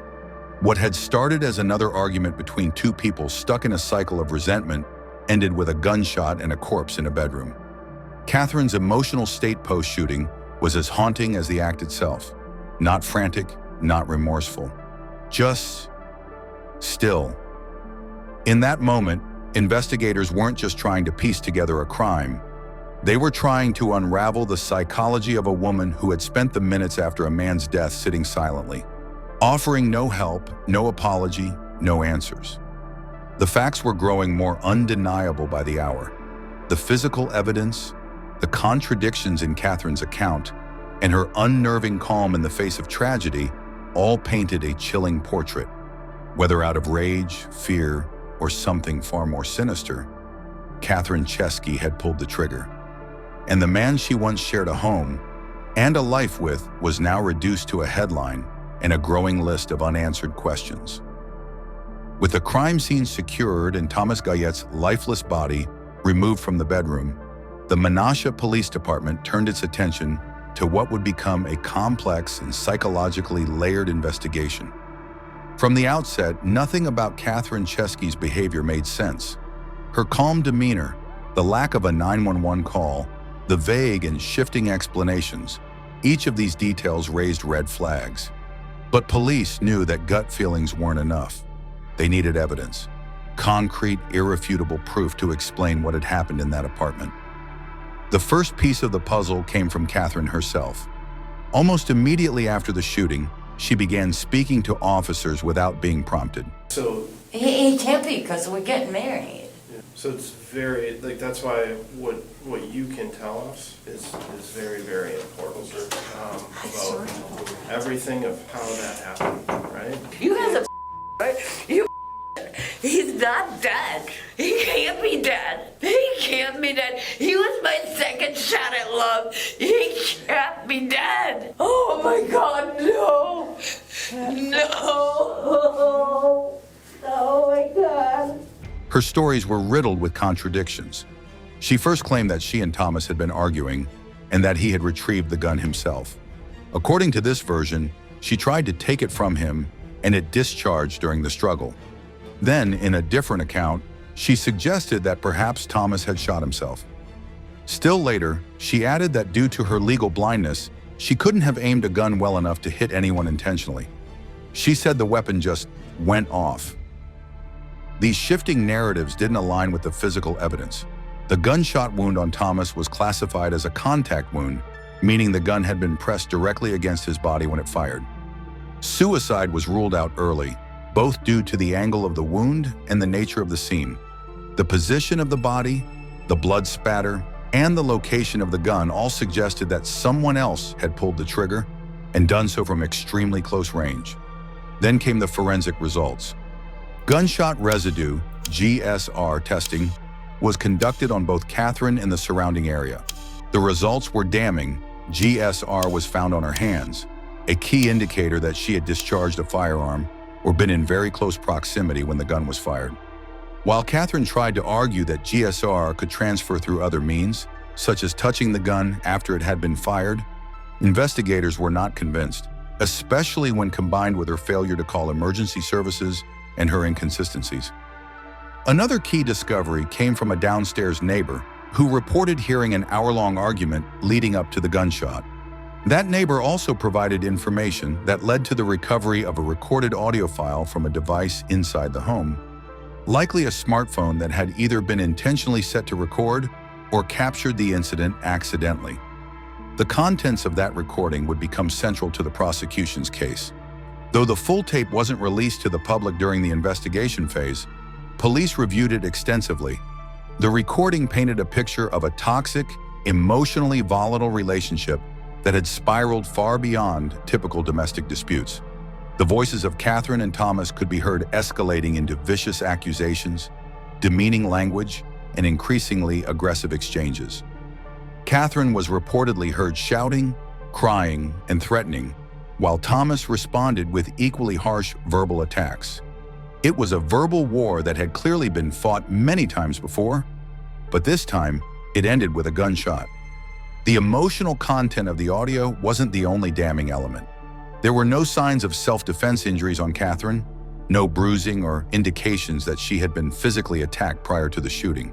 In fact, there were no visible signs that Thomas had even attempted to harm her that morning.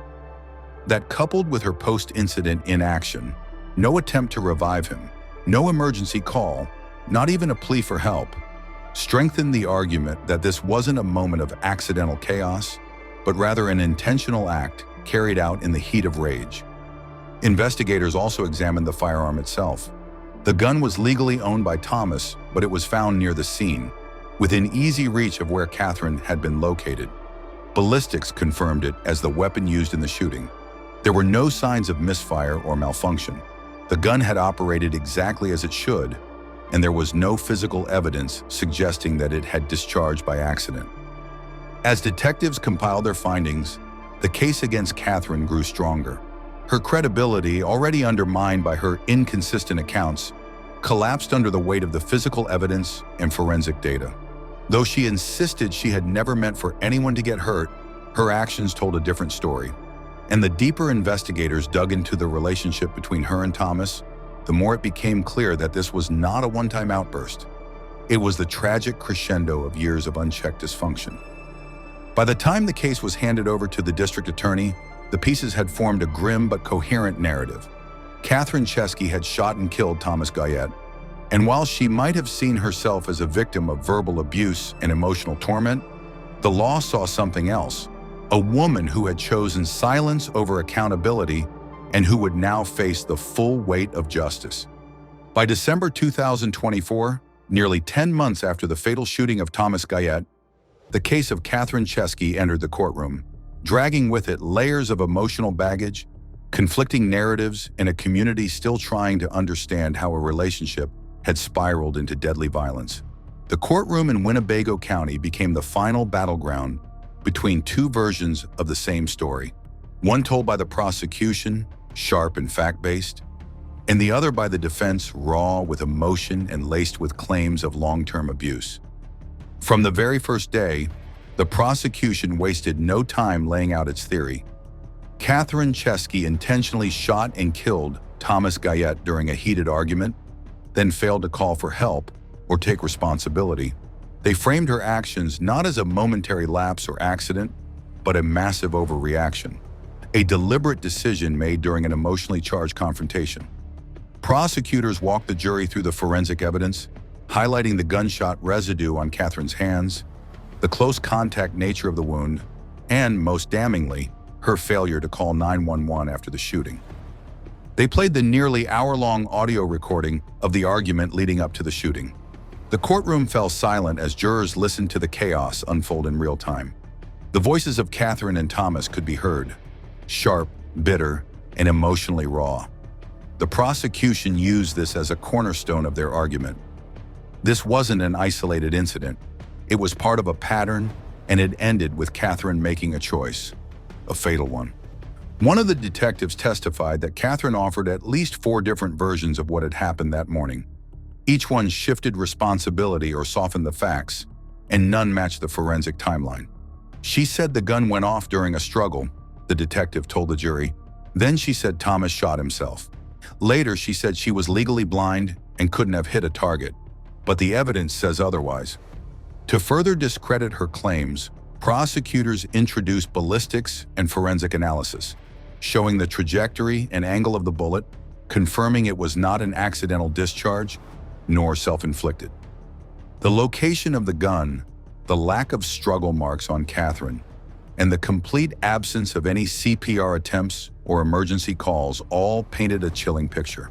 To the state, this wasn't just murder, it was intentional, cold, and calculated. But the defense had its own strategy. They didn't deny that Catherine had fired the shot. Instead, they attempted to reframe the context. Catherine was a woman pushed to the brink by years of verbal and emotional abuse. They painted Thomas as a man who, though never criminally charged, had been relentlessly cruel, demeaning, and psychologically controlling.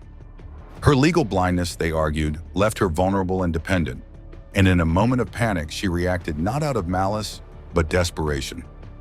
Defense attorneys replayed parts of the same audio recording, urging the jury to listen not just to what was said, but how it was said.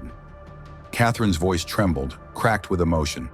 Thomas, at times, was heard berating her, dismissing her, fueling the volatile atmosphere. She was terrified, her lawyer told the jury. This wasn't premeditated, it was survival. They brought in a psychologist who testified that Catherine may have suffered from a form of battered woman syndrome, a controversial but occasionally accepted defense in domestic homicide cases. The doctor explained how chronic emotional abuse can erode judgment, trigger hyperreactivity, and create a distorted sense of reality during moments of extreme stress. Still, the prosecution responded forcefully. If she was terrified, why didn't she call for help afterward? The district attorney asked. Why didn't she try to save him? Why sit on the couch, silent, while a man lay dying in the next room? The question lingered, unanswered. Catherine did not take the stand. Her defense team feared that under cross-examination, her conflicting stories and calm demeanor might work against her. Instead, they let the arguments and testimony speak for her. But in the end, the jury wasn't swayed. After less than 2 days of deliberation, the verdict came in, guilty of first-degree intentional homicide. As the sentence was read, Catherine showed little emotion, just a slight nod, as if she had already accepted her fate. The courtroom remained still, the weight of the decision heavy in the air. The woman who once shared a home with Thomas Guillet would now spend decades behind bars for his murder. The case wasn't over yet. There would be motions, an appeal, and a restitution hearing still to come. But the trial had delivered its final judgment. The truth, the jury decided, was simple. Catherine Chesky pulled the trigger, and for that, she would pay the ultimate legal price. The conviction of Catherine Chesky brought a sense of closure, but it also left behind an unsettling silence in the community of Manasha. On February 18, 2025, nearly a year after the murder of 71-year-old Thomas Guillet, Catherine stood before the court to hear her sentence. Life in prison with the possibility of parole after 30 years. She was 55 at the time. The courtroom remained still as the judge delivered the sentence, denying the defense's request to stay the judgment while they pursued an appeal. It was a clear and final declaration. This was no accident, no momentary loss of control. It was murder.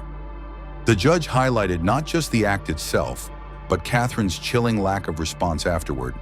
The fact that she never called 911, never tried to help, never expressed remorse. Her silence had spoken louder than any defense could muster. The prosecution reminded the court of the audio recording, the gunshot residue, and her many conflicting statements, all pointing to deliberate intent.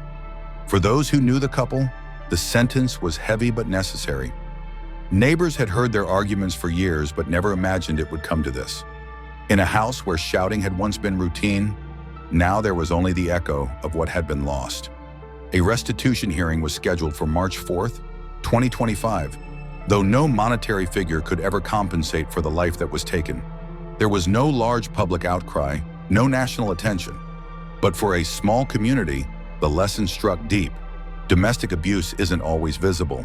Sometimes it hides in routine arguments, in emotional scars, in the slow erosion of peace.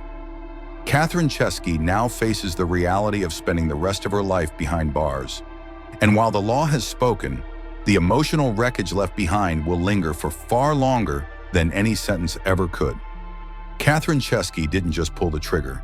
She sat in silence afterward, wrapped in a blanket, while Thomas lay dead just steps away.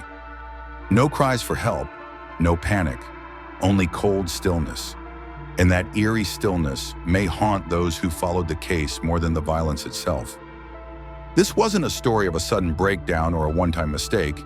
It was a crescendo of unresolved conflict, dependence, and bitterness. The emotional abuse Catherine claimed to endure may have been real. The dysfunction between them may have been mutual. But the court determined that none of it justified ending a man's life. Now she serves a life sentence in a state facility where her world has shrunk to a cell and routine. Her name has become synonymous with betrayal in Manasha, while Thomas has become a symbol of a fate no one expected. A man dying in silence, not from a stranger's malice, but from domestic rage. This case leaves behind uncomfortable truths. That emotional abuse can escalate into fatal outcomes. That victims don't always look like victims. That perpetrators aren't always monsters in the dark, but sometimes people hiding in plain sight. Let this story be a reminder. What happens behind closed doors can destroy lives. And if we ignore the signs, we risk waking up one day to a silence that says everything. If you found this story insightful, disturbing, or thought-provoking, like, share, and subscribe for more true crime stories that uncover the unsettling truths we too often overlook. Because sometimes the quietest houses hide the loudest tragedies.